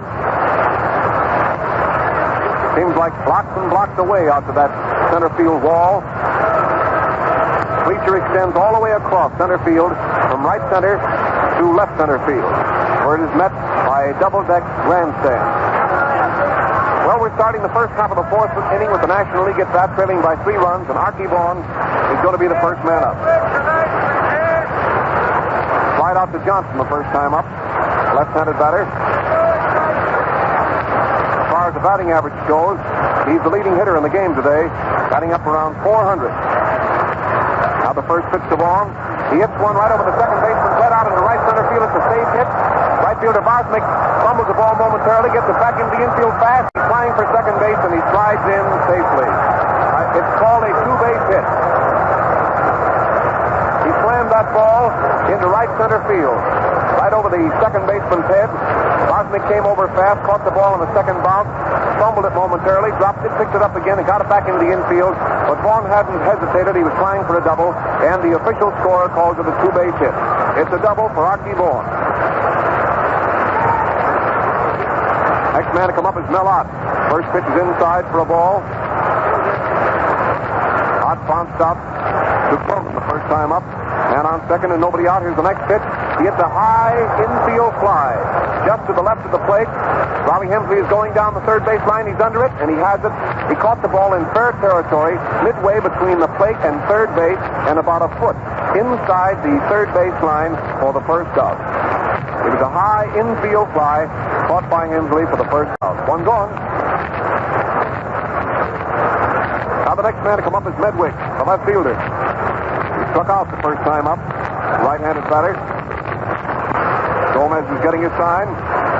First pitch he swings at right around his knees and misses for a strike. Strike 1. The American League infield is playing back. Gehrig, Geringer, Cronin, Fox. Here's the next pitch.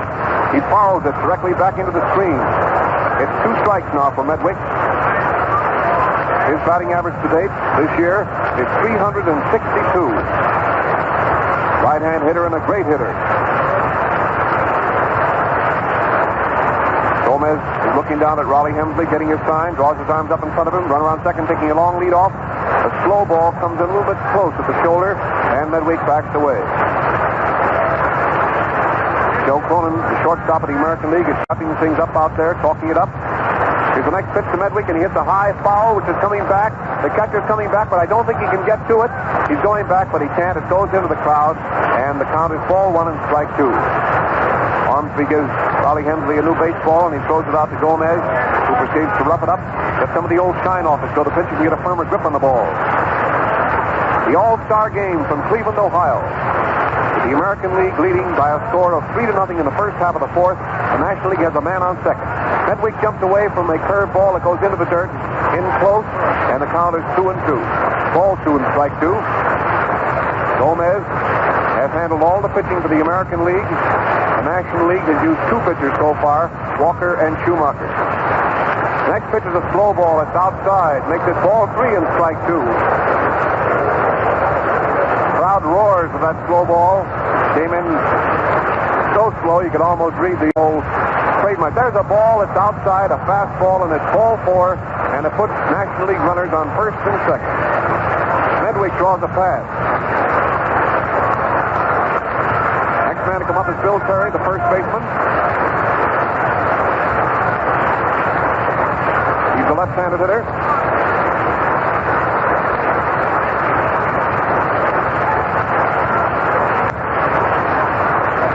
Here's Terry up at the plate. Terry flied out to Johnson in left field the first time up. Now he has a chance here to help the National League calls along. The first pitch he hits high through the box to the center field. It's a base hit. Here comes Vaughn around third base and scoring. The first run for the National League, and the score is 3-1. Bill Terry hit the first ball pitched on the ground right through the box in the center field. Simmons gets it back in fast, and Medwick stops at second. The National League has runners on first and second. 1 run is in, and there's 1 gone, and the next man to come up is Berger. Vaughn has scored. That was a hit, a sharp smash back into center field on the ground. Here's Berger up. He's out on an infield fly the first time. First pitch is a strike and across his knees. American League warming up Mel Harder in the bullpen in right field. A ball that's in close. Right-handed hitter, and backs Berger away from the plate. 2 men on the bases. Wally Berger batting. 1 run is scored in the first half of the fourth, and now the score is 3-1. Berger swings with a slow curve up around his shoulders and missed it, and the count is ball 1 and strike 2. Medwick on second. Bill Terry on first. Vaughn has scored. There's 1 out. It's the first half of the fourth inning. The score of the American League 3, the National League 1. Next pitch, it's a slow curve, and he's out on strike. It was right over the heart of the plate. A beauty. It came in outside and cut right in over the plate, waist high, and Wally Berger is called out on strike. 2 gone. Next man to come up is Billy Herman, the second baseman.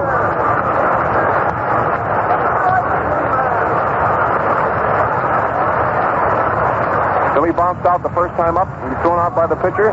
First pitch is outside, knee high for a ball. Ball 1 to Billy. National League has scored here in the first half of the fourth on Bill Terry's sharp hit to center field.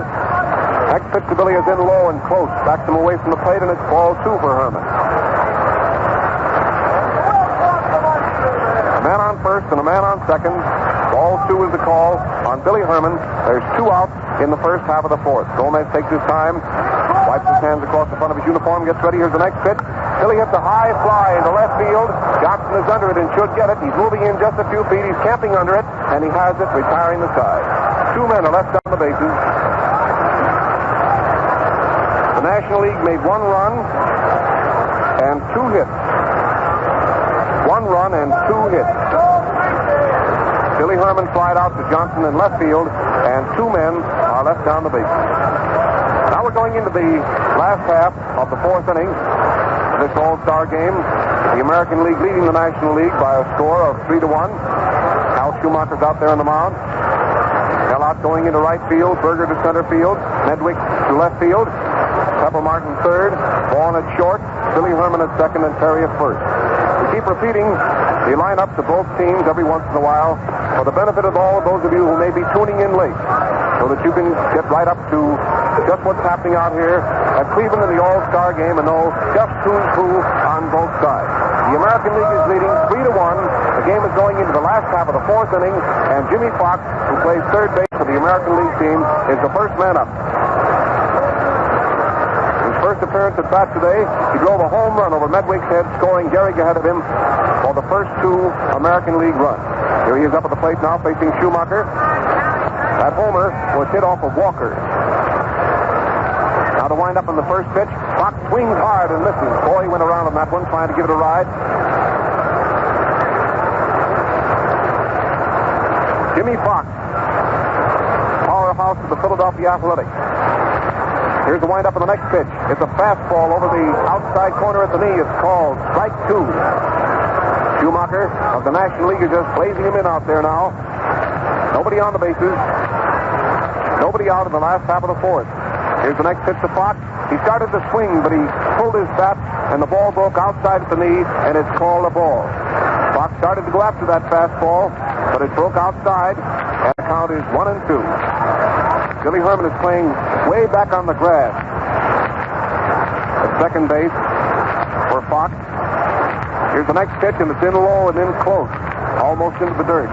Makes it ball two and strike two for Jimmy. The third base is playing over pretty close to the foul line. The outfield is shifted pretty far around to the left with Medwick playing real deep. Here's the next pitch. Fox takes one right down the middle, and he's out on strike. It is a fastball right over the heart of the plate. Fox is out on strike. National Leaguers take it around the infield from third to short to second to first, and back to the pitcher. Now the next man to come up, a right-handed hitter, is Bob Johnson, the left fielder. He flied out to Mel out the first time up. He's batting now in the last half of the fourth inning with one gone. Here's the pitch to Bob, and he swings hard and fouls the ball back into the screen. Strike one. Still cloudy out here, but it's clearing up nicely. Not warm, not too cool. It's very pleasant. Bill Terry came over to the edge of the grass to say something to Schumacher. Now he goes back to his position at first. Count is strike one on Johnson. Here's the next pitch. He hits a long foul way back there to the right and up into the upper deck back of first base, and it's strike two. Johnson is a right-handed hitter. Now the new ball is tossed into the game, and Wilson tosses it down to Pepper Martin at third, who proceeds to give the ball a good roughing up, get some of the shine off it. American League batting in the last half of the fourth. Nobody on the bases, one out, and they're leading 3-1. Schumacher, right-hander, is getting his sign again. Starts his windup. Here's the next pitch. Johnson swings and misses, striking out. Johnson swung at a slow curve and around his knees and struck out. National Leaguers take it around the infield again. That's two gone. Here's Al Simmons up. Al Simmons is batting. He's a right-handed hitter. Schumacher looks him over carefully. Al struck out the first time up today. That was against Walker. First pitch is inside. It's very close to Simmons and backs him away. Ball one.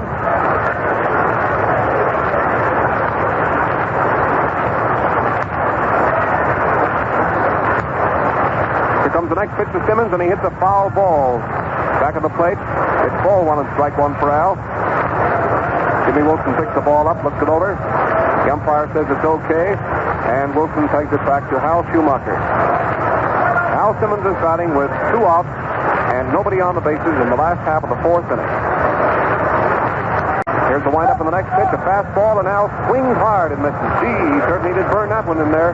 It's ball one and strike two. Al Schumacher has cannonball speed out there today, and he certainly is blazing that ball in. Here's the windup in the next pitch. There's the ground ball past the pitcher. Shortstop and third baseman both after it. Pepper Martin gets the ball over to first base, throws the ball away. Al Simmons is on his way to second base. Terry picks the ball up, gets it back into the infield, but Al is at second base safely.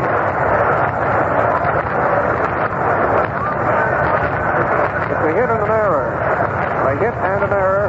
A hit for Simmons. It was a slow roller past the pitcher to the third base side of the pitcher's box. The shortstop and the third baseman both went for the ball, Vaughn and Martin. Martin picked up the ball and threw the ball over Terry's head. Al Simmons gets a hit, and Martin draws an error.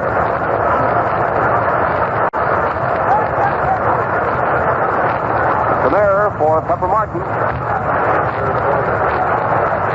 That's the first error of the ball game. It puts Al Simmons on second base, and the next man to come up is the catcher, Raleigh Hensley. He tripled over Medwick's head the first time up. Now he's batting with two gone, and Al Simmons on second. Al Schumacher takes a look around and sees that everybody's in place. Hensley batting. First pitch to Raleigh is too high. It's the ball. Ball one. Left fielder of the National League, Medwick, moves over, playing over close to the foul line. Berger in center field is playing in left center, and Mellott in right field is playing in right fielder's regular position. Here's the next pitch. He swings and hits one right in front of the plate. The catcher picks it up, tags Hensley, who stood at the plate, and he's out. Retiring the side. Raleigh Hensley bounced one right in front of the plate. He didn't run. He thought it was foul. The catcher picked it up and tagged him, and he's out, retiring the side, and Al Simmons is left on the base.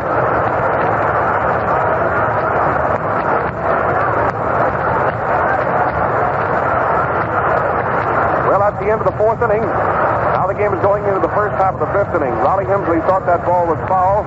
Wilson picked it up right in front of the plate and tagged him. And the umpire says, "You're out," and Al Simmons is left on the base. At the end of the fourth inning, the score of the All-Star game at Cleveland, Ohio, is the American League 3, the National League 1. Each of a ball game out here today, and it's still anybody's ball game with anything likely to happen at any time because of the great hitters on both sides.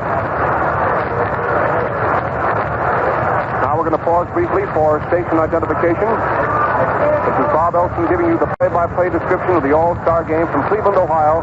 This is the Mutual Broadcasting System. This is WGN, the Chicago Tribune station on the Drake Hotel.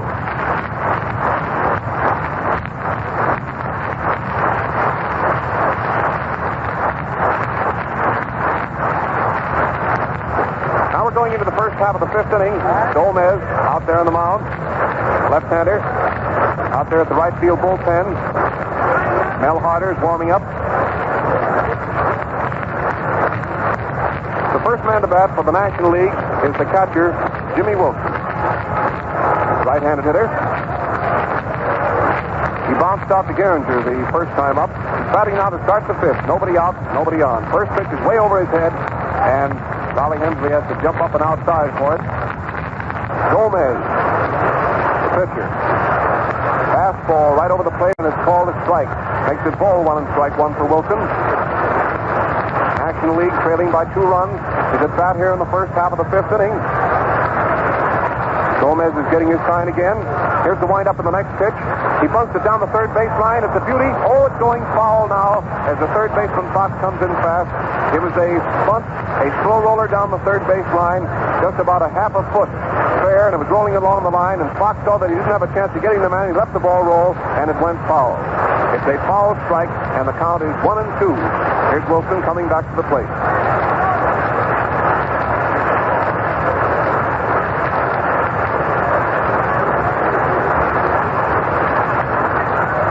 Now Gomez is waiting for Wilson to get back to the plate.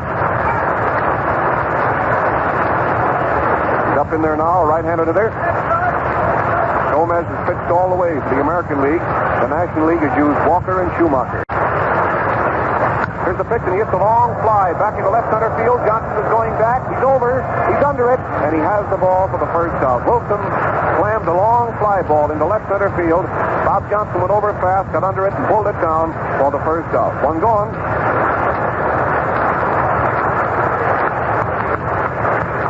Now the next man to come up is the pitcher, Hal Schumacher. Schumacher's getting a nice hand from the crowd.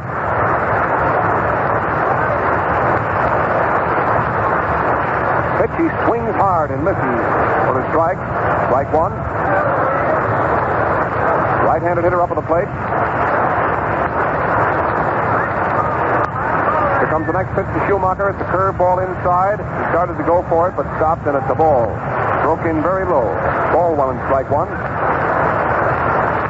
This is the third annual All-Star game being played this year in the great stadium at Cleveland, Ohio. A fastball right over the plate, and Schumacher took a big swing and missed it. It's ball 1 and strike 2 now for Hal. Gomez moves his left foot across the rubber out there. Now he starts his wind up again. Here's the next pitch. It's a curveball. He hits it hard. Down to the ground to Cronin. Big bounce. Gets it over to first base, and he's out. Cronin to Gehrig. Ball took a big bounce. Cronin came up with it and threw him out on a nice play. 2 gone.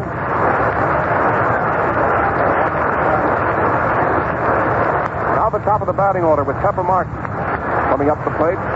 Martin has been up twice. He singled to left field the first time, and the second time he struck out.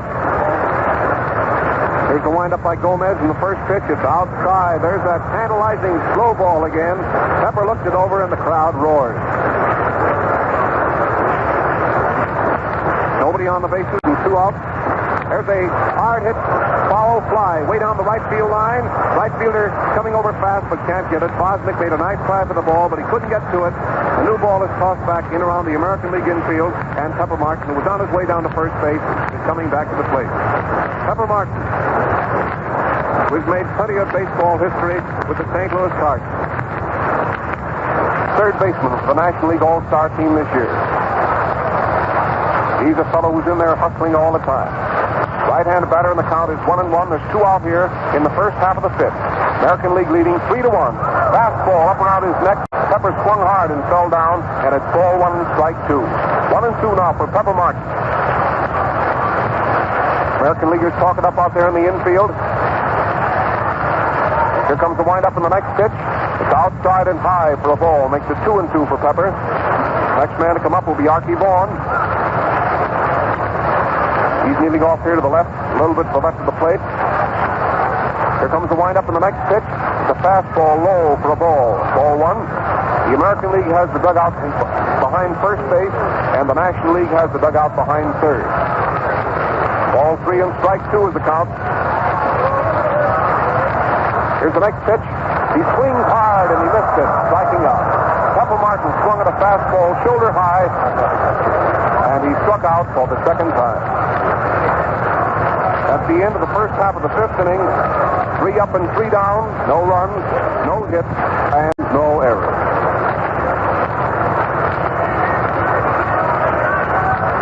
Now the game is going into the last half of the 5th inning. National League is going onto the field, and the American League is coming to bat. Hal Schumacher is just walking into the pitcher's circle. Jimmy Wilson is just adjusting his mask as he comes up toward the plate. Del Baker is crossing the plate, going down the third base line to coach at third. Joe Cronin coming up toward the plate, swinging a couple of bats.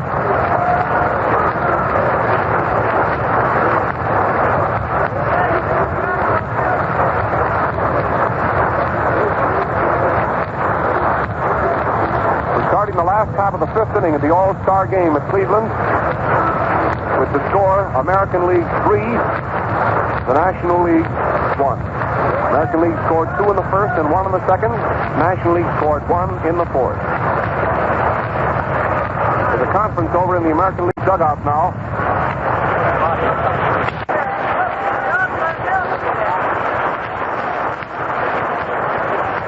They're still conferring over at the American League dugout. Right now, Joe Cronin is talking to Roger Hornsby, one of the American League coaches. Raj has a big grin on his face, and he's talking to Joe. Cronin went over to the American League dugout to talk to manager Mickey Cochran. Hornsby also went over there, and they held a short conference, and now Cronin is coming back toward the plate, swinging 2 light bats.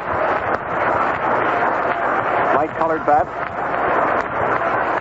Joe Cronin will be the first man up in the last half of the 5th inning. Score American League 3, the National League 1.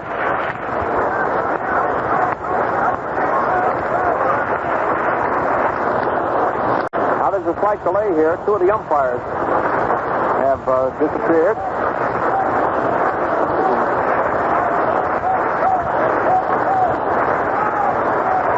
Two of the umpires are just waiting for the umpires to come back.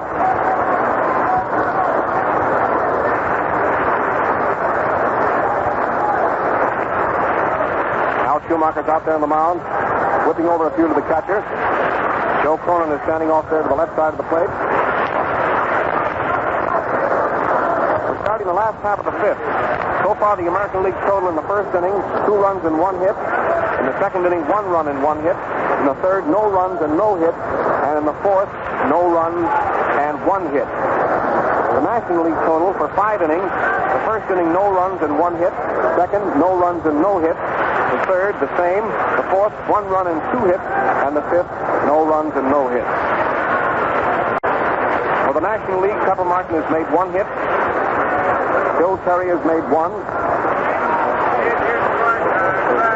And Archie Vaughan has made 1. They have a total so far of 3 hits. For the American League, Jimmy Fox has made 1, a home run. Al Simmons has made 1. And Raleigh Hensley has made 1, a 3-bagger. A long smash over the left fielder's head.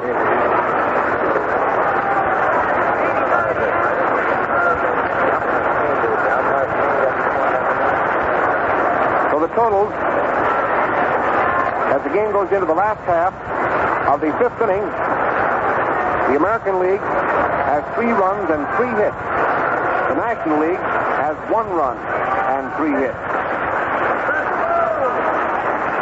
This complete double-deck stand is completely jammed out here in Cleveland today. There are a few vacant spots way out there in center field in the upper tier of the center field bleachers. But the grandstand, a double-deck deep affair all the way around from right center field, down here, down the right field line to the plate, and then along the left field line and cutting back again off into left center field is completely jammed. I don't think that there's a seat to be had. The delay is because they're going to change umpires now with half of the game over, and the umpires are changing their equipment. Boys, you know, where the umpire back at the plate wears his chest protector buckled on under his coat, and he's taking a little time and going back up into the rooms to get all set, go back at the plate. One of the National League umpires will come down here behind the plate, and the American League umpires will be out there on the bases when play is resumed here in the last half of the 5th inning.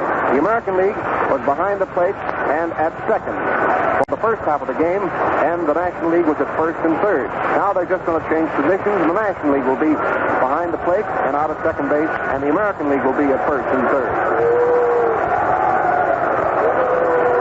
Now the crowd doesn't like the delay. Well, here's umpire Major Kurth.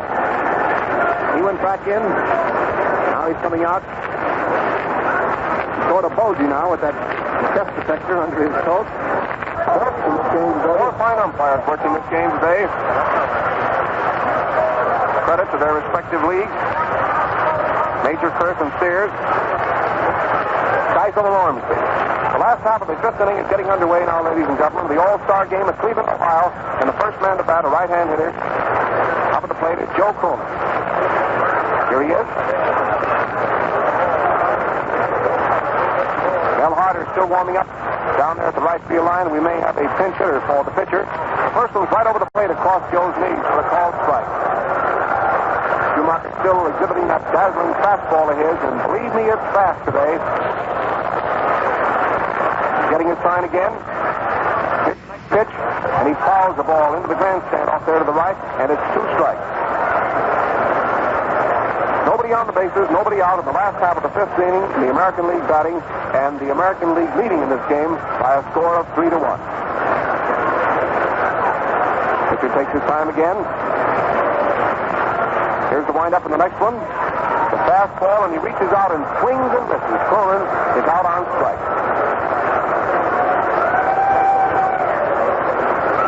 Now the next man to come up, Gomez is coming up to bat for himself. Here he comes up toward the plate. Crowd is a little bit surprised, almost expected to see someone come up to bat for him, but Gomez is coming up to bat for himself, a left-handed hitter. Pitcher's getting ready. Here's the windup in the first one. It's a fastball that just missed the corner, knee-high for a ball. Nobody on, 1 gone in the last half of the 5th. Pitcher's getting his sign again. Here's the windup in the next one, the Gomez. Outside, knee-high for a ball, makes it ball 2. Top of the batting order will be up next. Joe Vosnick. American League keeps Mel Harder warming up out there in right field bullpen. Pitcher's getting his sign again. Here's the next one. It's a fastball right over the heart of the plate for a called strike, and the count is 2-1. Pepper Martin, Archie Vaughan, Billy Herman, Bill Terry talking it up around that National League infield. Lots of pepper on both sides today. Here's the next pitch, and he swings, sort of a lazy sort of a swing at that one. Came in close, shoulder high, and he missed it, and the count is 2-2. Ball 2 and strike 2. Like he made up his mind a little bit late to swing at that one. Schumacher's getting his sign again from Wilson. Here's the next pitch, a fastball. He hits it on the ground out to the shortstop. Ball in fast on the ball, gets it over to first base, and he's out for the second out. Ball to Terry. Now the top of the batting order. Here's Joe Bosmick, hometown boy, playing in right field up at the plate. Bosmick bounced out the first time to the second baseman. The second time he bounced out to the pitcher, and now the crowd is pulling for him to hit one.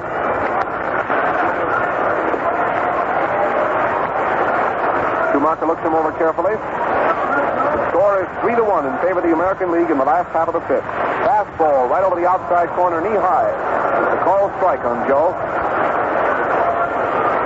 Del Baker coaching at third. Rogers Hornsby over at first. Schumacher starting his windup again. Here's the next pitch. It's outside and low. A ball, and the count is 1-1 for Joe. He wears number 6 on the back of his white uniform.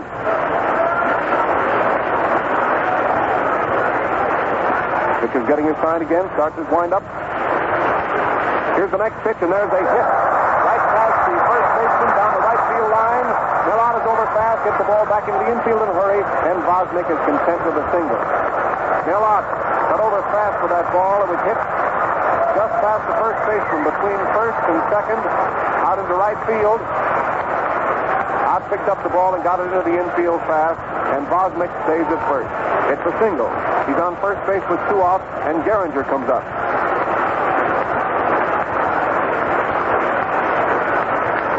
Left-handed batter. First pitch is right over the plate for a called strike. Gehringer walked the first time and bounced out the second time. He's batting for the third time now with a teammate on first base and 2 gone in the last half of the fifth. Bosmick increasing his lead. Schumacher watches him over, throws the ball over to first base, and he's back on the bag in a hurry. Left-handed hitter up at the plate, Charlie Gehringer, the second baseman. The outfield moves around a little bit to the right. Schumacher's getting his sign again. Here's the next pitch. Gehringer swings at the ground ball to the right of Terry. Second baseman Billy Herman can't get it. It goes along in the right field. And the runner Bosmick coming around to third base falls down between second and third, but gets up covered with dirt and gets to third base safely. It's called a hit. It was a hit by Gehringer. A ball that just hugged the ground, hit pretty hard between first and second. Bill Terry couldn't reach it, and Billy Herman came over fast, running toward first base back on the grass, made a great try for the ball, but he couldn't stop it, and the American League has runners on first and third. Runners on first and third with 2 gone, and the next man to come up is Columbia Lou Gehrig. Here's Gehrig up, a left-handed batter. He hit into a force play the first time, and the second time he bounced out to Billy Herman. He's batting now with 2 gone in the last half of the fifth inning, and runners on first and third. First pitch is low for a ball. Ball 1.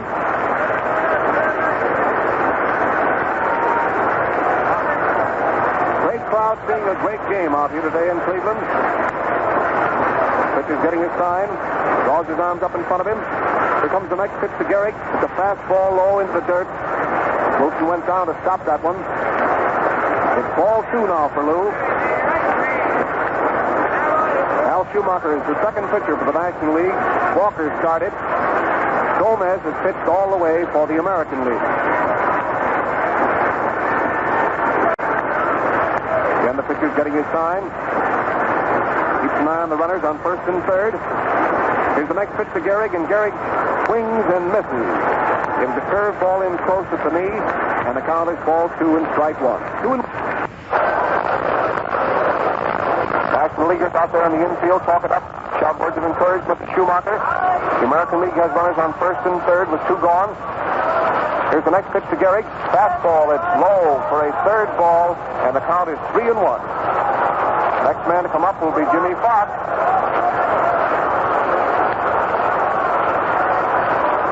Man on first and a man on third. Gehrig batting with a count, ball 3 and strike 1.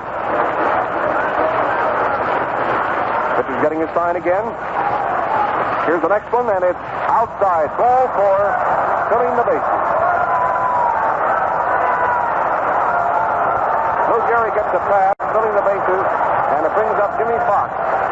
Getting a big hand from the crowd. Fox hit a home run the first time. The second time he struck out. The right-handed hitter. He's up in the batter's box now with American League runners on first, second, and third. 3 men on the base. 2 out. Bill Terry comes over to talk to Schumacher. The outfielders move around a little bit to the left. Berger's playing deep in left center. 3 men on. Jimmy Fox up at the plate. He's made 1 hit today, a home run. Here's the windup on the pitch. He swings hard the first one and misses for a strike. Fox swung at a fastball right over the plate waist high and missed it. Strike 1. National Leaguers talking up out there.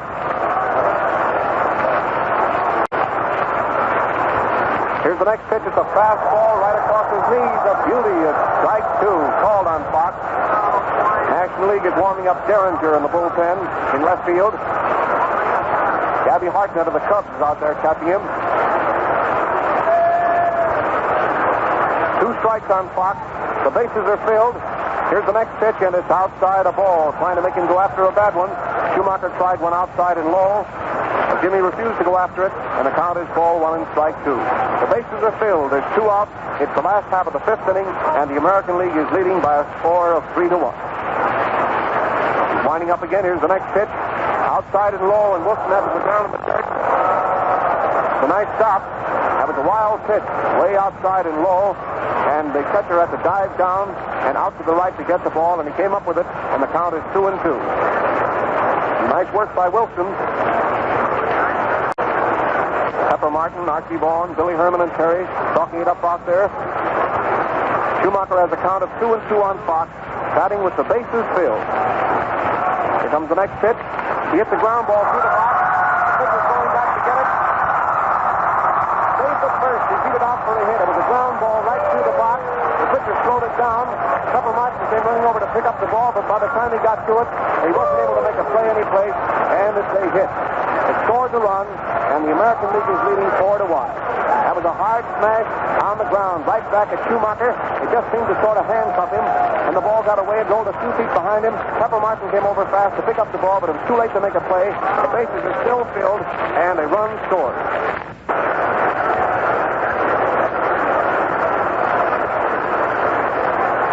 The bases are filled. Bosnick scored. Derringer is on second. Derringer is on third. Gehrig is on second.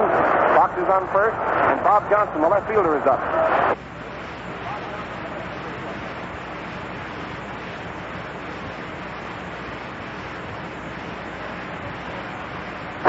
First pitch is right over the plate for a called strike. Strike 1.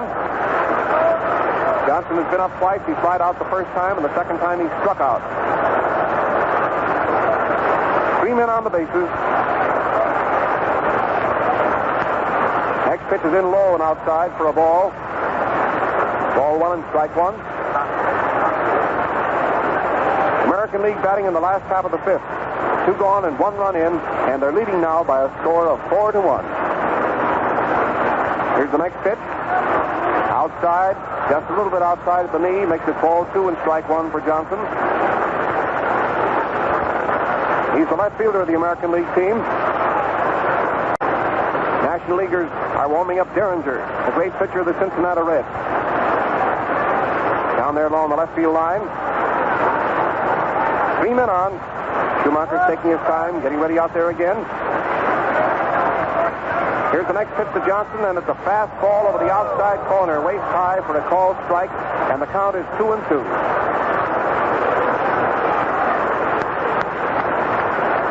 Ball 2 and strike 2. Schumacher stands on the mound, draws his arms up over his head. He's ready. Here's the pitch. Fastball. He's struck out. It was right over the plate, in there around his knees, and Johnson took a hard swing at the ball and missed it, striking out, and 3 men are left down the bases. At the end of the 5th inning, the American League made 1 run. There were 3 hits, and there were no errors.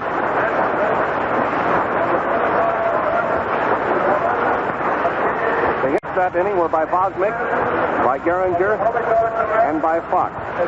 There was also a pass in that inning to Gehrig. All the action that time was after 2 outs. At the end of the 5th inning, and now we're going into the first half of the 6th inning of this All-Star game at Cleveland, Ohio. Being played before one of the greatest crowds ever to see a ball game of over 80,000 people. The American League is leading the National League by a score of 4-1 as the game goes into the first half of the 6th. Here's Archie Vaughan, the great shortstop of the National League, coming up to the plate. He's made 1 hit today and 2 times at bat.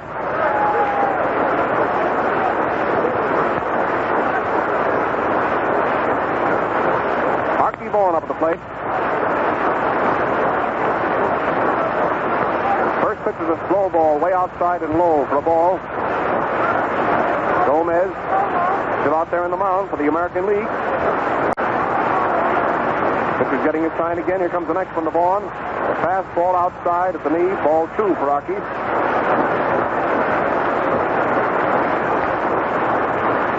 Gomez is starting his windup. Here's the next pitch. The fastball inside and back, falling away from the plate. It's ball 3.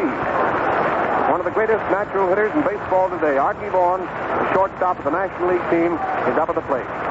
Nobody on and nobody out. It's the first half of the 6th. Gomez is ready. Here's the next pitch. Ball 4. He threw that one away. Went back to the screen. Vaughan is on first base.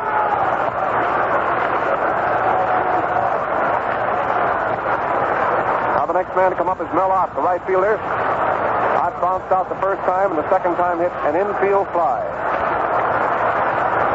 Mickey Cochran is leaning out of the American League dugout, looking out toward the right field bullpen, where Mel Harder of Cleveland is warming up. The first pitch to Ott, he hits foul. Up into the upper deck, strike 1. There's that familiar sense of his down at the plate. When he gets ready to swing, the old left foot up into the air and bang. Get that one foul. A man on first and nobody out. Here's the next pitch. It's a slow ball inside, high, and backs him away from the plate. It's ball 1 and strike 1.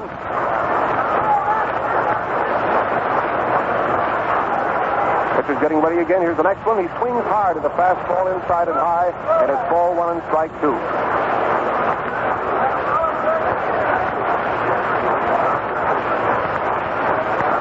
Ball 1 and strike 2. A left-hand hitter up. Archie Vaughan edging off of first. The next pitch is outside. A ball makes it 2-2 for Ott. His batting average this year is .324. A left-handed hitter. Right up there in the home run parade. Next pitch, he hits hard. A fly ball into right center. Al Simmons is over. He's under it. And he has the ball for the first out. Mel Ott hit a fly ball into right center field, and Al Simmons takes it for the first out. 1 gone. Next man to come up is Medwick.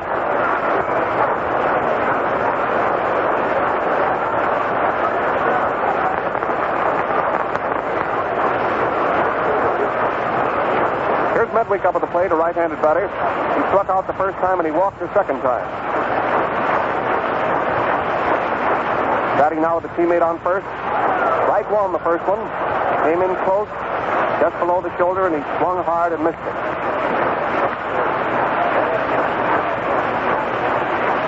Hunter is edging off of first base. Here's the next pitch. Low and in close for a ball. That was a fastball, right in close to Medwick. His gray and red uniform of a St. Louis Cardinal. Here's the next pitch. There's a high foul going up into the upper deck back of first, and the count is ball 1 and strike 2 for Medwick.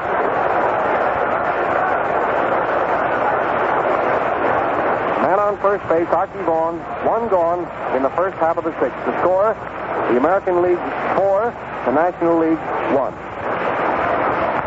Next pitch comes in very close.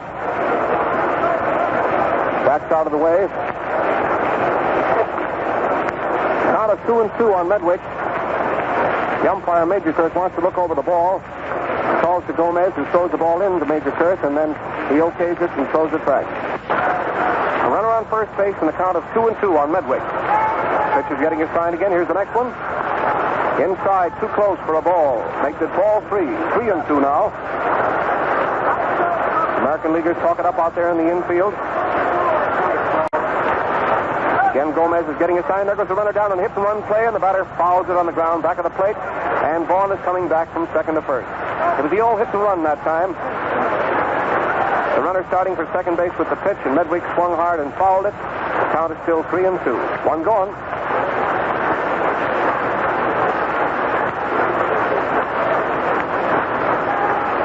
Gomez looks down at the catcher, Raleigh Hemsley, getting his sign. He throws the ball over to first base, trying to pick Vaughn off, but he jumps back out of the bag safely. Fox third, Cronin short, Gehringer second, Gehrig first. Here's the next pitch. There's a high foul, which is coming up here into the upper deck, off a little bit to our left. Another scramble for a baseball souvenir.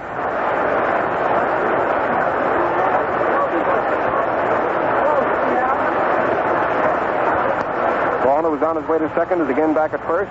A 3-2 count on Medwick, a man on first base. Here's the pitch. There he goes down again. There's a high fly into right field. Bosnick is under it and should get it easily. He has it for the second out. Medwick hit a high fly into right field, which was taken by Bosnick. He moved only just a foot or two out there to get under it, and there's 2 gone. Next man to come up is Bill Terry. He's been up twice and has made 1 hit.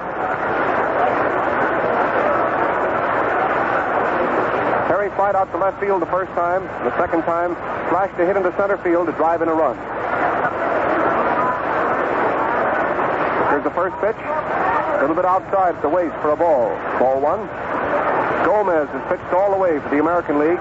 Walker and Schumacher have handled the pitching for the National. The American League is leading by a score of 4-1.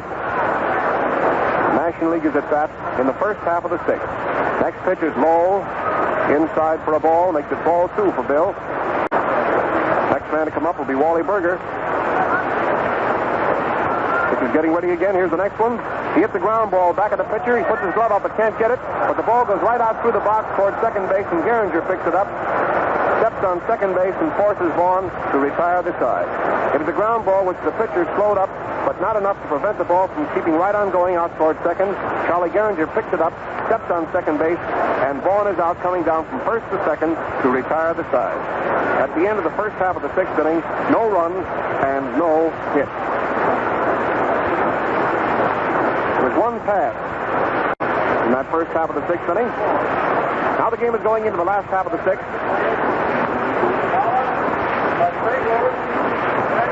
Rip Collins of St. Louis is going to play first base now in place of Bill Terry. Rip Collins of St. Louis is going to first base in place of Terry, a great fielder and a great hitter. Breaking in the all-star lineup now of the National League at first base in place of Bill Terry. First man to bat for the American League in the last half of the 6th inning is the center fielder, Al Simmons. He's been up twice and has made 1 hit, an infield hit.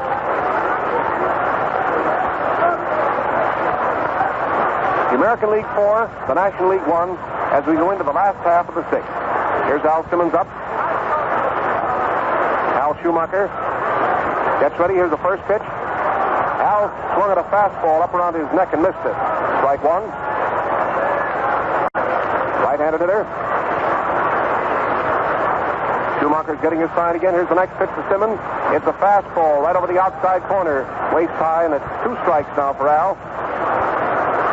Nobody on and nobody out in the last half of the 6th. National Leaguers talk it up out there in the infield. Simmons takes one low and outside for a ball. Makes it ball 1 and strike 2 for Al.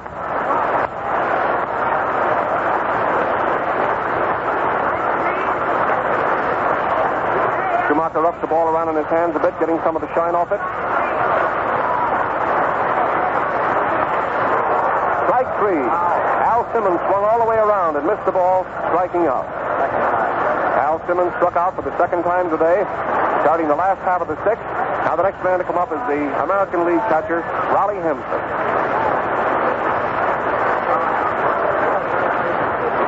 Raleigh Hemsley's been up twice. He tripled the first time. Second time he struck out. Here's the first pitch. He hits a high fly just back at first base. Collins is backing up. He's under it, and he has it for the second out. Raleigh Hemsley hit a high pop fly just back on the grass behind first base. Collins backed up. Billy Herman came over alongside of him, and Collins took the ball for the second out. 2 gone. Next man to come up is Joe Cronin. Cronin has been up twice. He flied out to center field the first time, and he struck out the second time. Schumacher getting ready to pitch to him. There's a hard hit ball way out into right center field. Ott is going over fast. He's under it, and he has the ball to retire the side. Cronin hit a high fly into right center field. Ott went over fast and pulled it down to retire the side, and it's 3 up and 3 down, no runs, no hits, and no errors. The score at the end of 6 innings in the All-Star game between the Stars of the National League and the Stars of the American League. This game being played in the huge Municipal Stadium at Cleveland, Ohio, is the American League 4, the National League 1. We pause now for station identification. This is the Mutual Broadcasting System. This is WGN, the Chicago Tribune station on the Drake Hotel.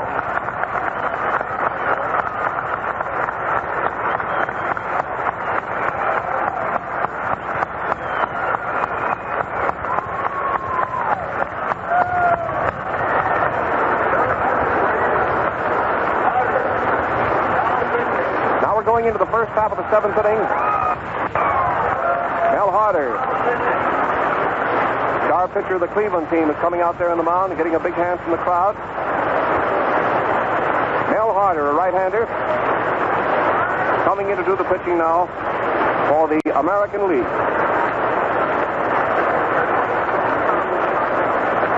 Harder has won 12 games this year and has been defeated 4 times. He's a slender right-hander who stands about 6 feet tall. Gomez pitched 6 innings of baseball out here today. He allowed the National League 1 run, just 3 hits. He issued 2 passes, and he struck out 4 in 6 innings. Now Mel Harder is taking over the pitching duties for the American League as the National League comes to bat in the first half of the 7th inning with the American League leading 4-1. Joe Moore of New York is coming to bat. Great left fielder of the New York Giants is coming up now. Slim fellow and a great hitter. He's one of the unsung heroes of baseball. Plays bang-up baseball for the New York Giants out there every day. First pitch is right over. They call strike for Joe. Harder, a right-hander, is pitching. Joe is not the sensational type of player that's in the public eye so much, but he's a real, steady, first-rate performer. A great player. Here's the windup in the next pitch to Joe Moore. Inside and in close for a ball. Makes it 1-1. He's batting for Wally Berger in the first half of the 7th. Mel Harder is pitching.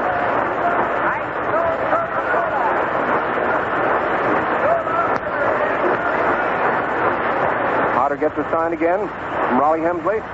Next pitch, and Moore hits a fly ball into center field. Al Simmons is under it, waiting for it, and he has it for the first out. Moore hit a fly ball into center field, which is taken by Al Simmons for the first out. 1 gone. Next man to come up is the second baseman, Billy Herman. The outfield moves around now to the right for Billy. Number 2 on the back of his gray uniform. Here comes the windup on the first pitch to Bill. The ball hits his bat as he tried to back away, goes out to the pitcher, and he's an easy out. Harder to Gary. Billy Herman tried to back away from a pitch inside and high.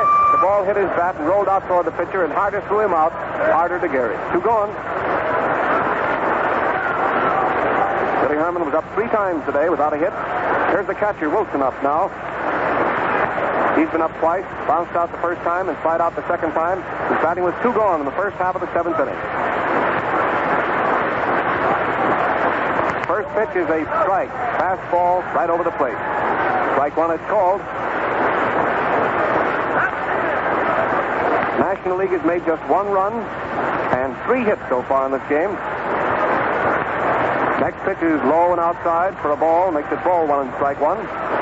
Nobody on the bases and 2 gone in the first half of the 7th. Boys chalk it up out there in the infield. Here's the windup in the next pitch. There's a fly ball down the right field line. I don't think anybody can get to it. It's dropping for a hit. Wilson is rounding first base on his way to second. Here's the throw from Bosmick, and he's safe at second. It's a two-base hit. Fly ball down the right field line and hit in short right field about 5 feet fair, just inside the right field foul line. Lou Gehrig, the first baseman, and the right fielder Bosmick chased the ball. Bosmick picked it up, got it back into the infield, and it's a two-base hit for Wilson. Somebody's coming out to bat for the pitcher. Paul Wainer, the great outfielder of the Pittsburgh Pirates, is coming up to the plate to bat for the pitcher. Paul Wainer, a left-handed hitter, and one of the greatest hitters in the National League.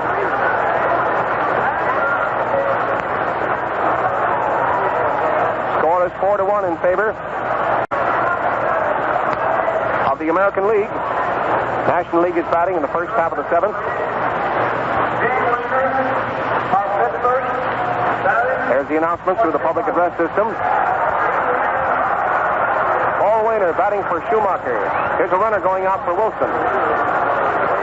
Whitehead of St. Louis, Burgess Whitehead, is going out to run for Wilson. Burgess Whitehead is running for Wilson. He's out on the bag. At second, he's been playing second base for the St. Louis Cardinals, you know, while Frankie Fish has been laid up with an injury. Here's the announcement now on Whitehead. There it is. Whitehead from St. Louis running for Wilson. A man on second, and two gone, and Paul Wainer up. Carter's getting his sign. First pitch to Paul is in low and close for a ball. Ball one.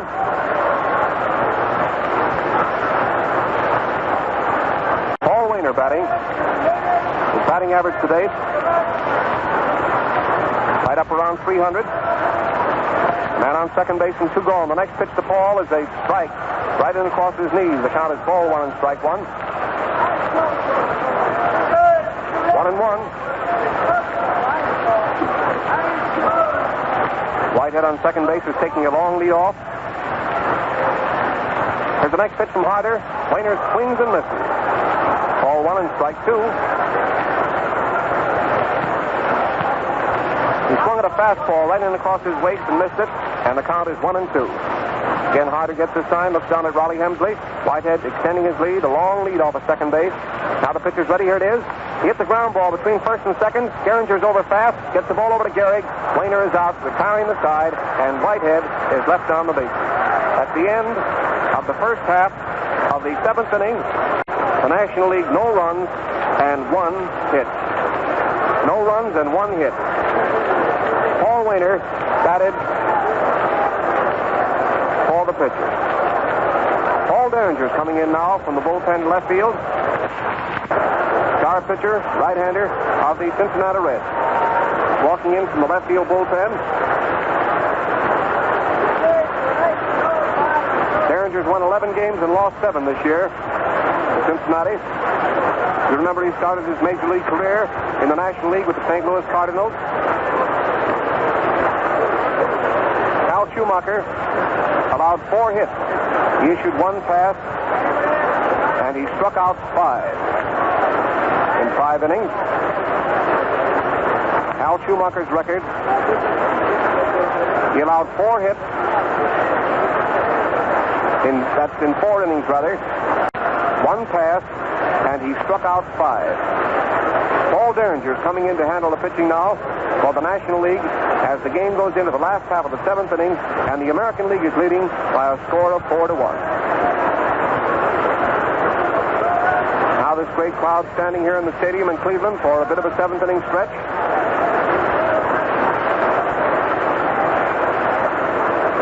The National League is on the field, taking the ball around the infield. Rip Collins is playing first now. Billy Herman, you know, is at second. Archie Vaughan is at short. Pepper Martin is at third.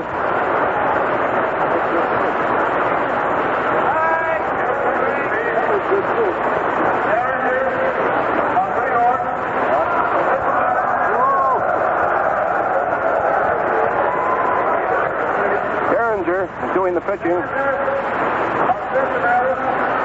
Crowd gave the announcer a bit of a Bronx cheer when he inadvertently said that the pitcher was from New York, Paul Derringer, but it's all in fun, and he corrects himself and says that he's from Cincinnati. Paul Derringer, the right-hander, is doing the pitching. Gabby Hartnett, the great catcher of the Cubs, is back at the plate. Derringer and Hartnett is the new National League batter. Here's Harder up at the plate, batting right-handed. First pitch he swings at him with a fastball right up around his neck. Strike one. American League leading by a score of 4-1. The game is in the last half of the seventh inning. Harder is the first man up. There's nobody on and nobody out. Derringer's winding up again. Here comes the next pitch. It's a strike right across his knees over the outside corner, and it's called strike two. Derringer wipes his hands across the front of his uniform. Derringer's a tall fellow, stands about 6'2". He's winding up. Here's the next pitch to Harder, and he swings at a fastball and strikes out. Derringer struck out Harder to start the last half of the seventh. Here's Joe Bosnick. Been up 3 times and has made 1 hit. Single to right the last time up. Bosnick batting. He's the regular left fielder for the Cleveland Club. Batting 342 this year.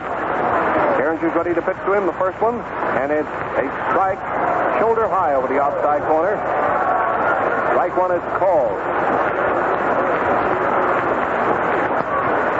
Marky Vaughn, the shortstop, and Billy Herman, the second baseman, playing back with this fellow. He hits that ball hard. Next pitch, a fastball a little bit outside, and it's ball one and strike one. Gabby Hartnett is catching, and Derringer is pitching. Out in the last half of the seventh.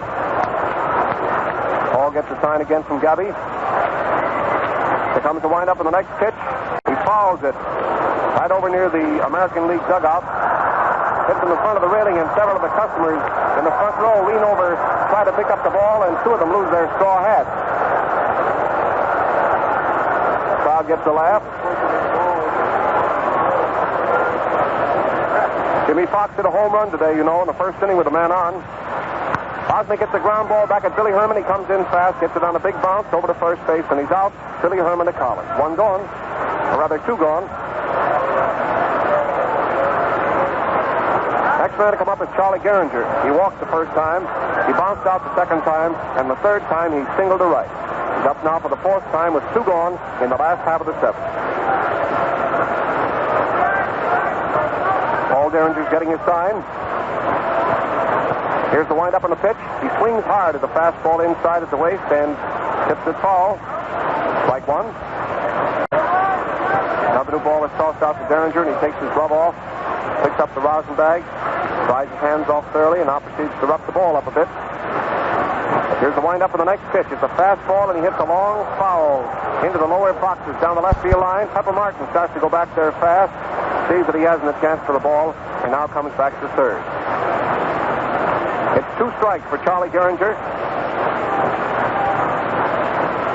Batting with 2 gone and nobody on the bases.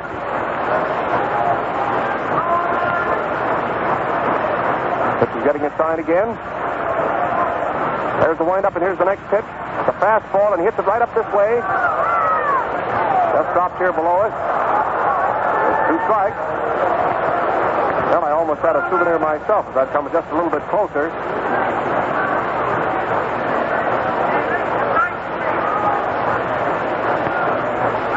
Here comes the windup in the next pitch. Breaks in a little bit low, and it's a ball. Left-hand hitter, Gehringer batting. Ball one and strike 2 for Charlie. The vendors of various refreshments are singing their way up and down the aisles. Comes the windup in the next pitch now to Gehringer. The fastball, and he routes it way down the right field line, but foul into the boxes. Gehringer hit that ball hard, but foul down the right field line. Another new ball is tossed out to Derringer. Gehringer is the batter.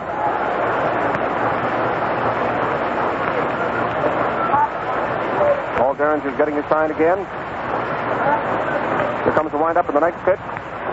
Fastball, and he hits it foul up into the upper deck, back a third. Ball one and strike 2.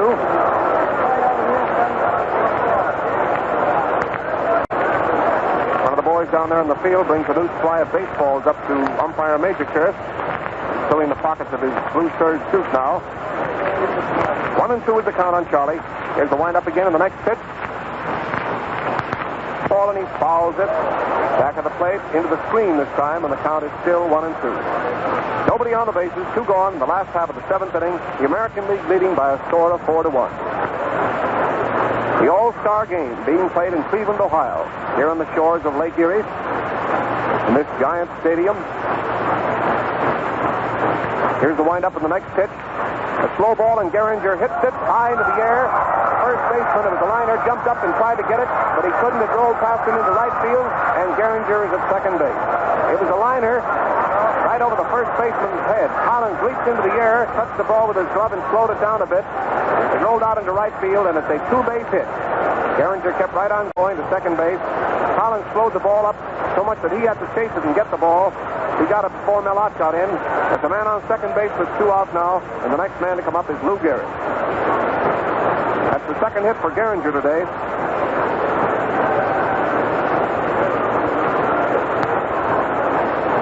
Now the next man to come up is Lou Gehrig. Man on second and 2 gone. First pitch is a strike called.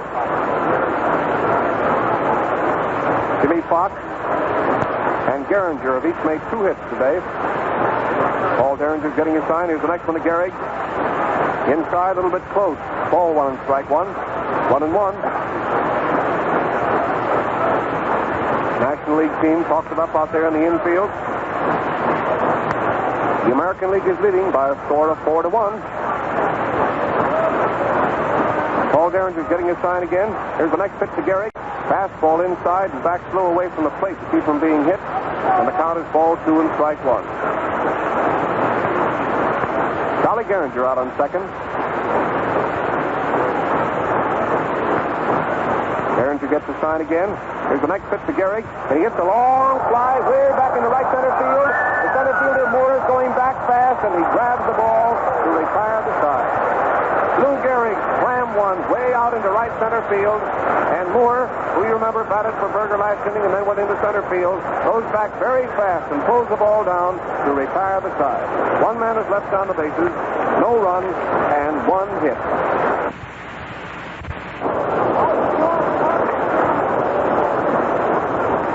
That was a smash of over 400 feet, about 425 feet, way out into right center field, and was pulled down by Joe Moore to retire the side. No runs and 1 hit. Moore's getting a nice hand from the crowd as he comes in along past third base toward the National League dugout. Great Jerome Dizzy Dean is starting to warm up in the bullpen in left field.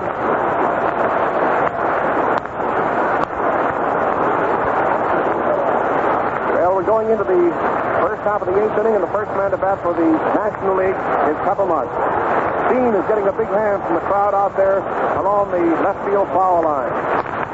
Dizzy Dean, famous pitcher of the St. Louis Cardinals, getting a big hand from the crowd. Score is the American League 4, the National League 1, and we're going into the first half of the 8th inning. Mel Harder is pitching for the American League, and Pepper Martin, the third baseman, is going to be the first man up. Here's Mel Harder, slim right-hander, out there on the mound.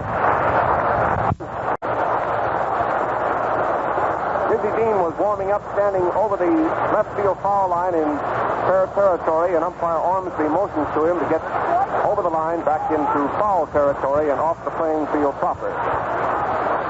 Harder's ready to pitch Pepper. He's made 1 hit today, and the first pitch is a strike right over the plate. It's called. Martin singled the first time up and then struck out the next 2 times at bat. Charlie Dresden is coaching down here at third. Charlie Grimm of the Cubs is over at first. Here's the windup in the next pitch to Pepper. He hits the ground ball out toward the shortstop. Joe Cronin's in fast on the ball, gets it over to first base, and he's out at first base on a close play. And boy, how he can run. Joe Cronin to Gehrig, and Martin is out at first. Now the next man to come up is the shortstop, Archie Vaughan.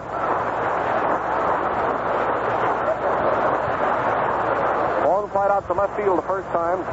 Second time he doubled into right center, and the third time he walked. Starting now with 1 gone in the first half of the 8th. Mel Harder's getting his sign.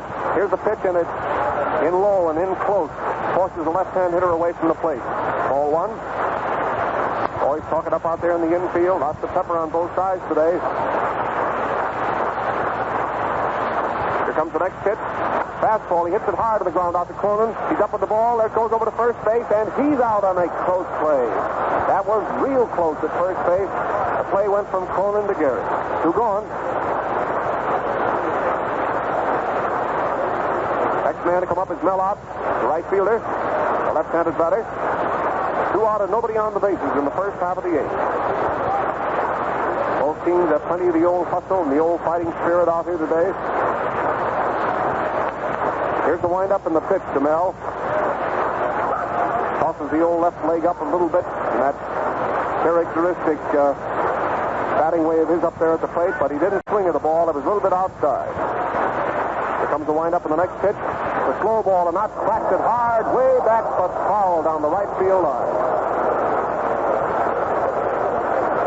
That was a wallop way down the right field line, but it was foul. In the American League bullpen, Schoolboy Rowe, the great pitcher of the Tigers, is warming up.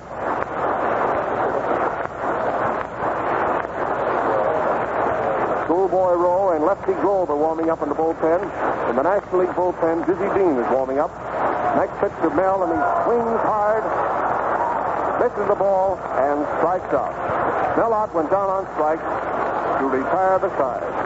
He swung at a fast inside around his knees and struck out, and it's 3 up and 3 down. No runs, no hits, and no errors. Now the American League team is coming off the field. The National League team is going onto the field from the third base side of the infield. And here comes Jerome Dizzy Dean.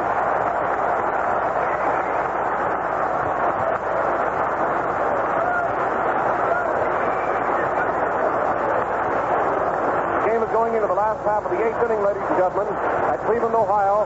And Dean, Jerome Dizzy Dean, is coming in to pitch now for the National League All-Stars. Derringer pitched 1 inning. He allowed 1 hit, and he struck out 1.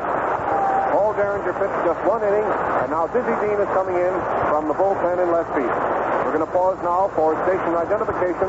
This is the Mutual Broadcasting System.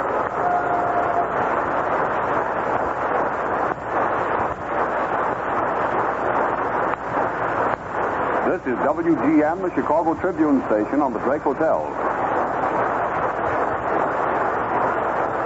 Now we're going into the last half of the 8th inning. Dizzy Dean, the tall right-hander, out there on the mound. Whipping over the cue to the catcher. First man to face him will be Jimmy Fox. Dean has won 12 games and lost 6 this year for the Cardinals. He's one of the most colorful figures in baseball today.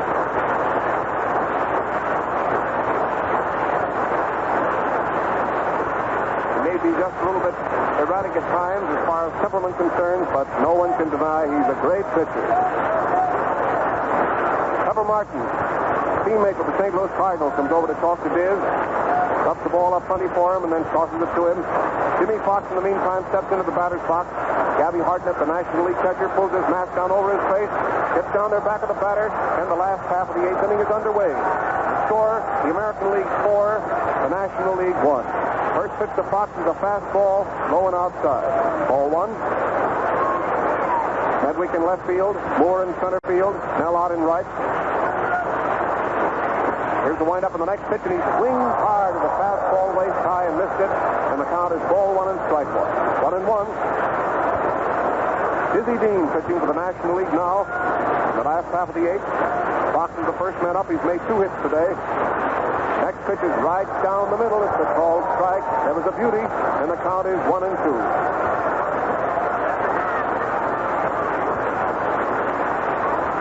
Here's the next pitch. Outside for a ball. Fox hit a home run the first time up. He struck out the second time, and the third time he singled off the pitcher's glove. Ball 2 and strike 2 for Fox. Diz is winding up again. Here's the next pitch. A fastball. It's high and outside. And it's ball 3 now. 3-2 for Fox.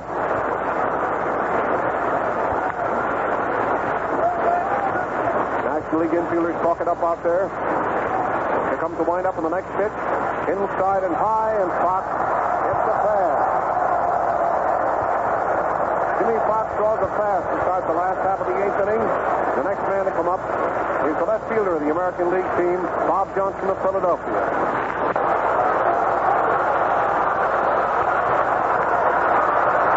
Here he is up at the plate, right-handed batter. A man on first, nobody out in the last half of the 8th inning, and a right-hand hitter up at the plate. First pitch inside, a little bit close there for the ball. Ball one. Del Baker coaching at third for the American League, and Rogers Hornsby at first. Talking it up, pacing up and down in the boxes there. Here's the next pitch. Inside and low for a ball. Makes it ball 2. 2-0 now is the count for Johnson, batting with Fox on first.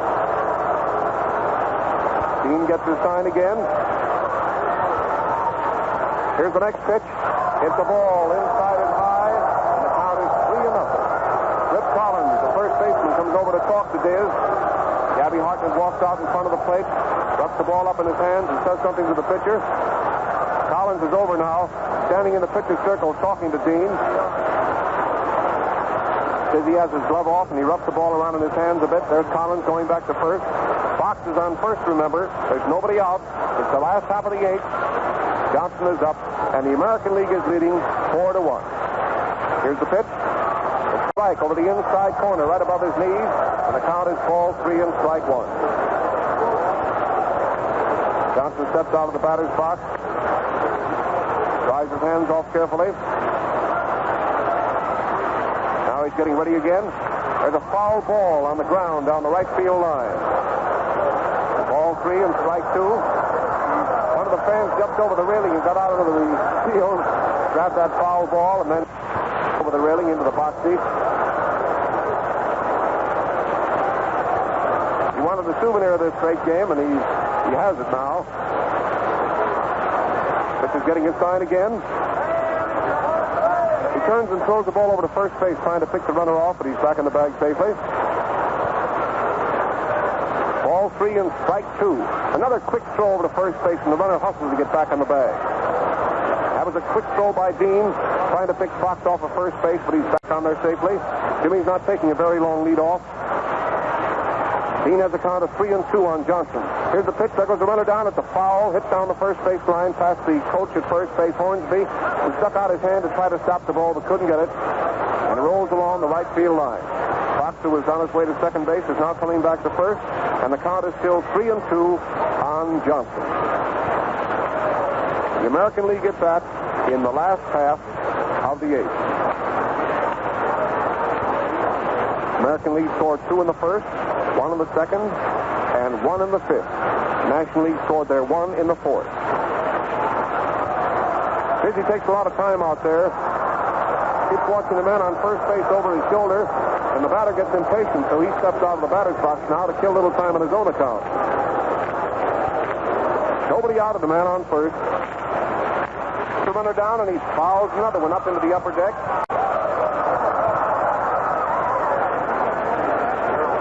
Well, a lady caught that one. She gets a nice hand from the crowd up here.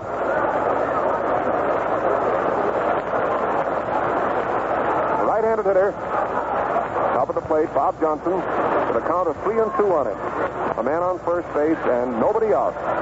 Dizzy Dean is getting his sign. Here's the next pitch, a fastball, and he struck out.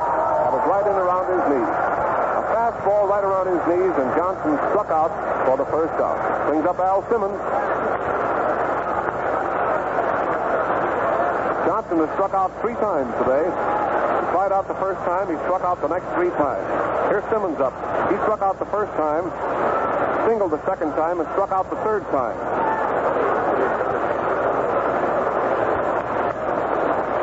A man on first with 1 out, and Al Simmons up at the plate. He's made 1 hit.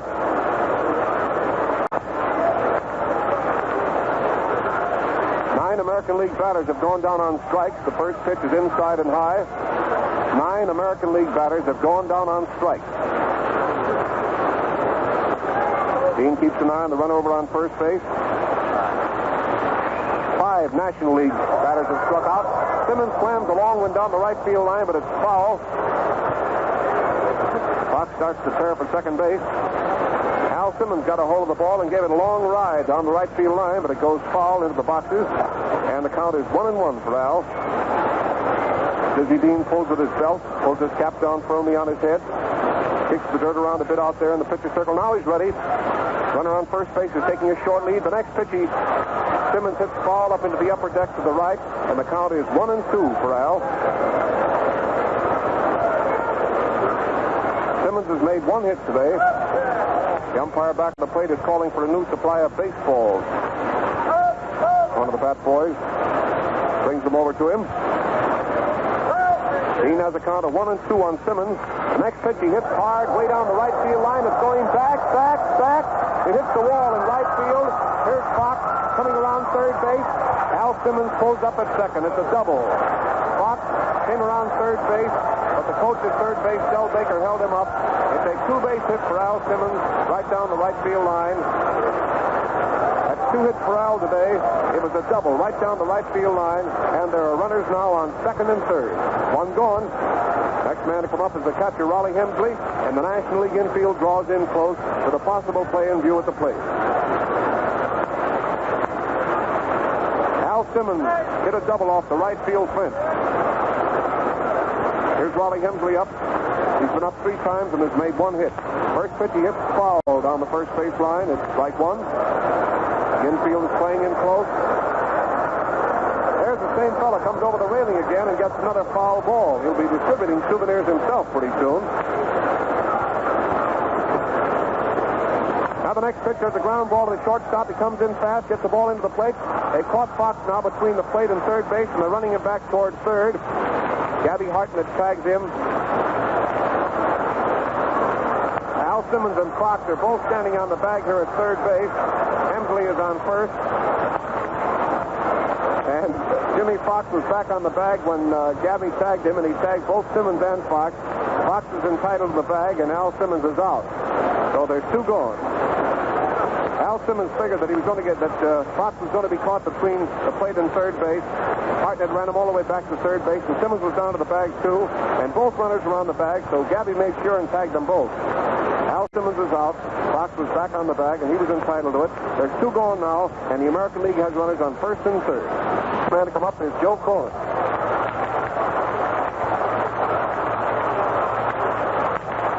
Score that is the fielder's choice for the batter, for Rollie Hemsley, who's on first. There's a foul, a long smash way back up into the upper deck. Down the right field line, it's strike one. Another new ball is tossed out to Dizzy Dean. The American League is batting in the last half of the 8th inning. They're leading by a score of 4-1, and they have 2 men on the bases with 2 gone. Dean is pitching now for the National League Stars. Now he's ready. A slow ball comes in a little bit low for a ball, and the count is 1-1 for Joe. Cronin has been up 3 times. He flied out the first time. He struck out the second time, and he flied out the third time. Upper Martin talking it up over there at third. Pitcher's getting his sign again. Here's the next one. Fastball inside, up around his head. Cronin falls out of the way in a hurry. The last half of the 8th inning. Dean is getting his sign now. The next pitch comes in close, shoulder high for a ball, and the count is 3-1 for Joe. Ball 3 and strike 1. The American League has used 2 pitchers today, Gomez and Hardy.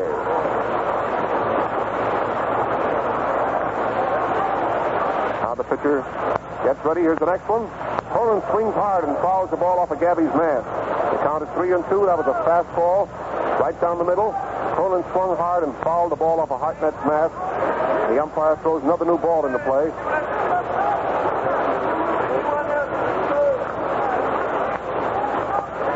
The National League has used 4 pitchers today: Walker, Schumacher, Derringer, and Dean. The American League, Gomez and Hardy. 4th National League pitchers on the mound now. Dizzy Dean. He has a count of 3-2 on the batter. 2 out, runners on first and third. The pitch, he hits one hard down the left field line. I think it's going foul. It is foul. Cronin hit one hard down the left field line, and the ball went foul, and the count is still 3-2 for Joe.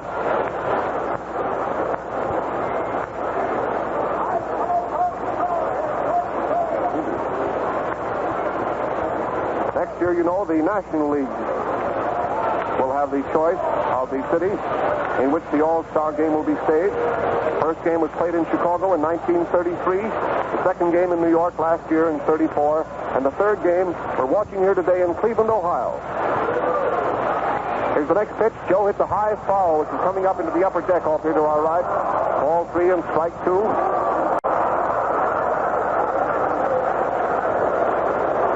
Somebody started to lean over the railing to catch that ball after it bobbed around in 3 or 4 hands.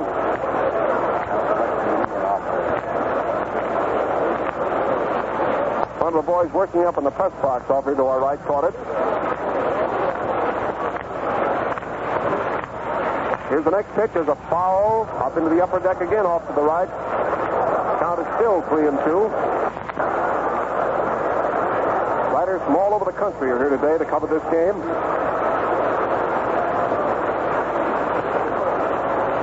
Pitcher's getting ready now. Fans have also come from all over the country to see the game.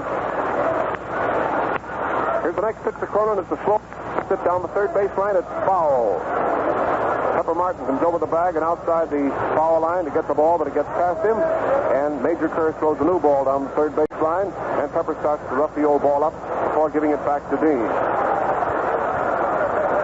The 3 and 2 count on Joe Cronin, and the American League has runners on first and third. It takes a lot of time out there getting ready again.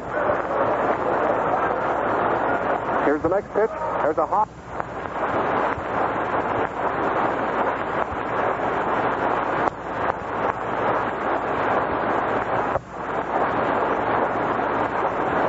Shortstop caught it over near third base. Martin just stood there watching him grab it, and he retires aside, and runners are left on first and third. The American League made no runs and 1 hit. No runs and 1 hit. Now the game is going into the first half of the 9th inning. The American League is going out of the field, and the National League is coming to bat, trailing by 3 runs. Score is 4-1.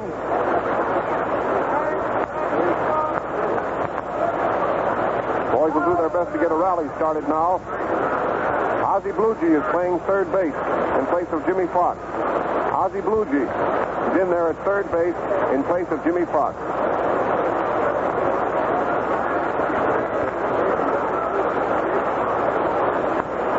Roger Kramer is playing center field. Roger Kramer is playing center field in place of Al Simmons.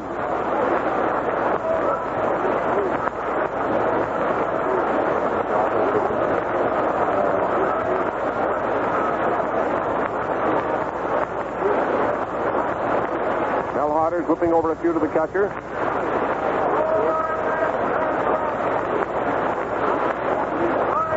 Roger Kramer is out in center field.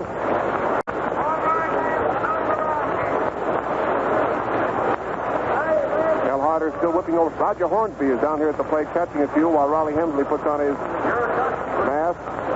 Here comes an announcement. Bluegee of Washington playing third. Chapman of New York.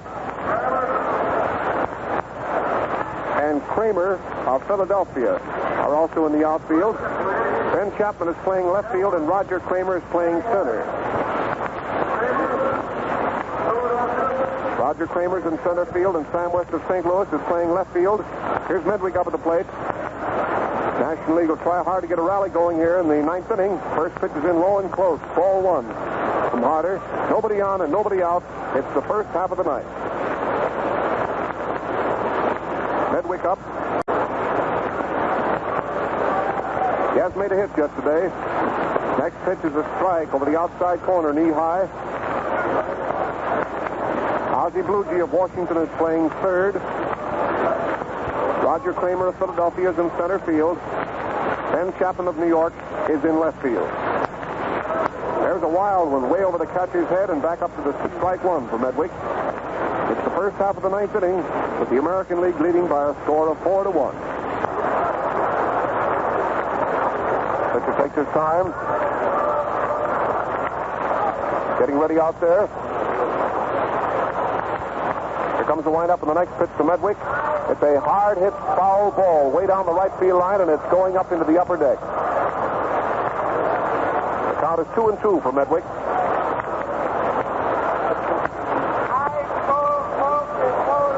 Mel Harder gets the new ball out there, takes his glove off, rubs it up in his hands a bit, getting some of the shine off it. National League batting in the first half of the ninth. Mel Harder's winding up again. Here's the next pitch. There's a high foul over near the American League dugout. The first baseman, Gehrig, is coming over fast. He's under the ball, and he has it for the first out. Medwick fouled out to Gehrig for the first out. Next man to come up is the first baseman, Rip Collins. He's in there at first base in place of Terry, a left-handed batter.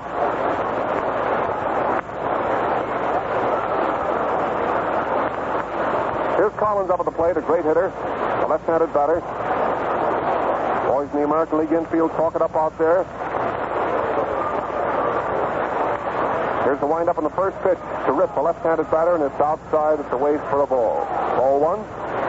Nobody on. One gone in the first half of the ninth.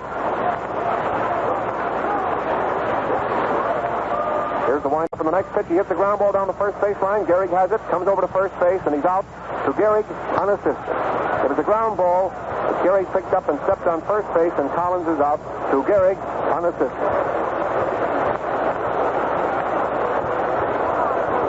Next man due to come up is Moore. Here he comes up to the plate. Crowd is starting to head for the exits now, figuring it's just about over. Mel Harder seems to have the situation well in hand here in the ninth inning. But you never can tell until the last man is out. Joe Moore is up. Here comes the windup on the pitch, and it's a strike right over the plate. Knee high, and it's called. Not a left-handed batter. Nobody on and two gone in the first half of the ninth inning. I certainly hate to see this great game drawing to a close. Here's the next pitch.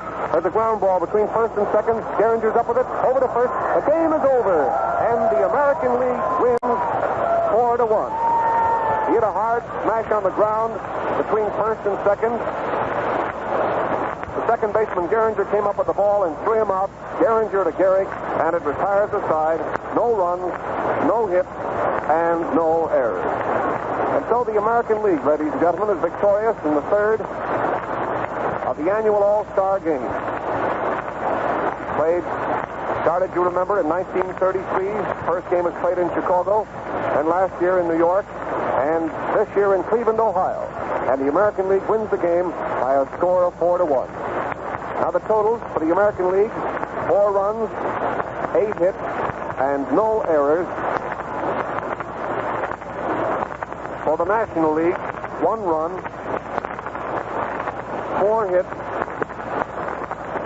and 1 error. American League, 4 runs, 8 hits, and no errors. National League, 1 run, 4 hits, and 1 error. Crowd edging out of the huge stadium, come to running across the outfield and heading toward the infield. Heading for all the exit ways out here. And now I want to turn the microphone over to Ellis Vanderfile, who has very kindly assisted me in the broadcast today of this All-Star Game, who has all the statistics and all the dope for you, and he'll give you his resume right now. Here.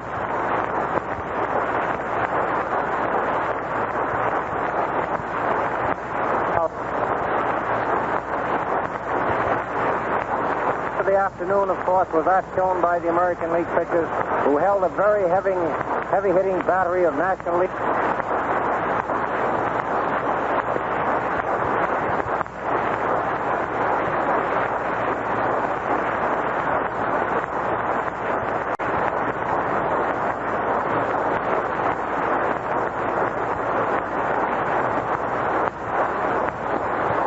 National Leaguers had 4 pitchers on the mound.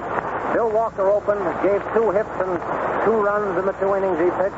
Hal Schumacher followed, gave 4 hits, struck out 5 men, permitted no runs, and Paul Deringer followed, giving 1 hit, 1 struck out 1 man. Paul Dean, Jerome Dean, Dizzy, the great Dizzy Dean, ended the game pitching the last inning for the National Leaguers. He passed 1 man, gave 1 hit, and struck 1 man out. Runs batted in. Fox was a star in this stage of the game. He batted in 3 of the 4 runs scored by the American League. Joe Cronin batted in the 4th. Bill Terry, the first baseman of the New York Giants, the New York Giants manager, batted in the only run made by the National League this afternoon. Left on bases, the American League had 7, the National League 4. Stolen bases, just 1 stolen base, that in the first inning by Pepper Martin of St. Louis. He stole second base in the first inning. Errors, Pepper Martin, an error in the 4th inning, which permitted no damage to be done. The runs were scored, one by Bart.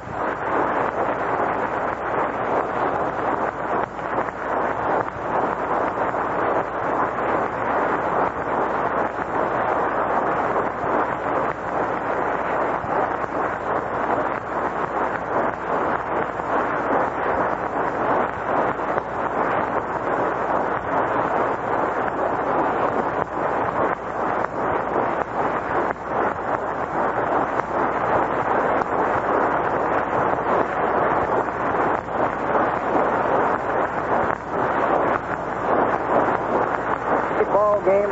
The runs, the American League coming in the first inning, Gehring a walk, Gehrig forced him at second, a home run, followed by Jimmy Fox scoring the first 2 runs.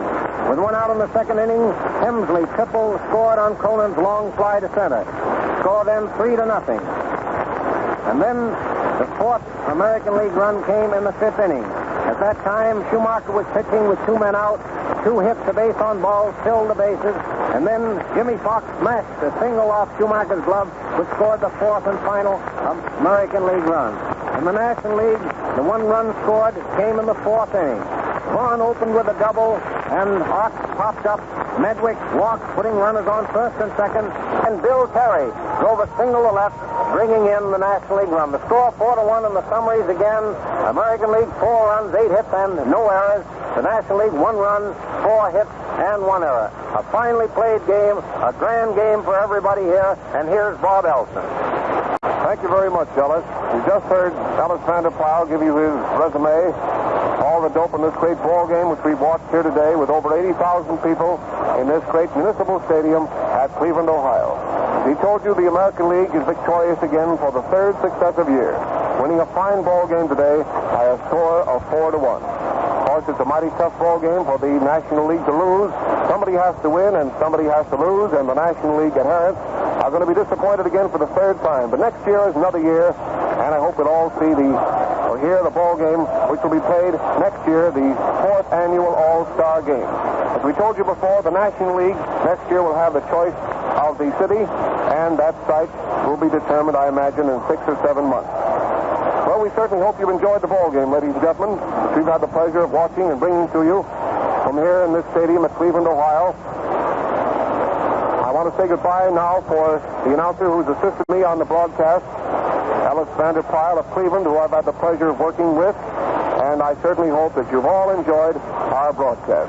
And Bob Elson saying goodbye from the stadium at Cleveland, Ohio, and bringing to close our broadcast of the All-Star Game, which came to you as a presentation of the Mutual Broadcasting System. This is WGN, the Chicago Tribune station on the Drake Hotel.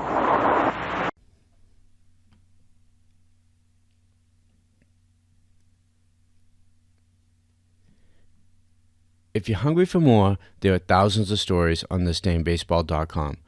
Don't forget to ring the bell to get all of our updates, and we appreciate all the thumbs up and any other feedback. If you know of other baseball fans who'd like to hear about these stories, please share our videos with them. We'll see you on the next Rewind.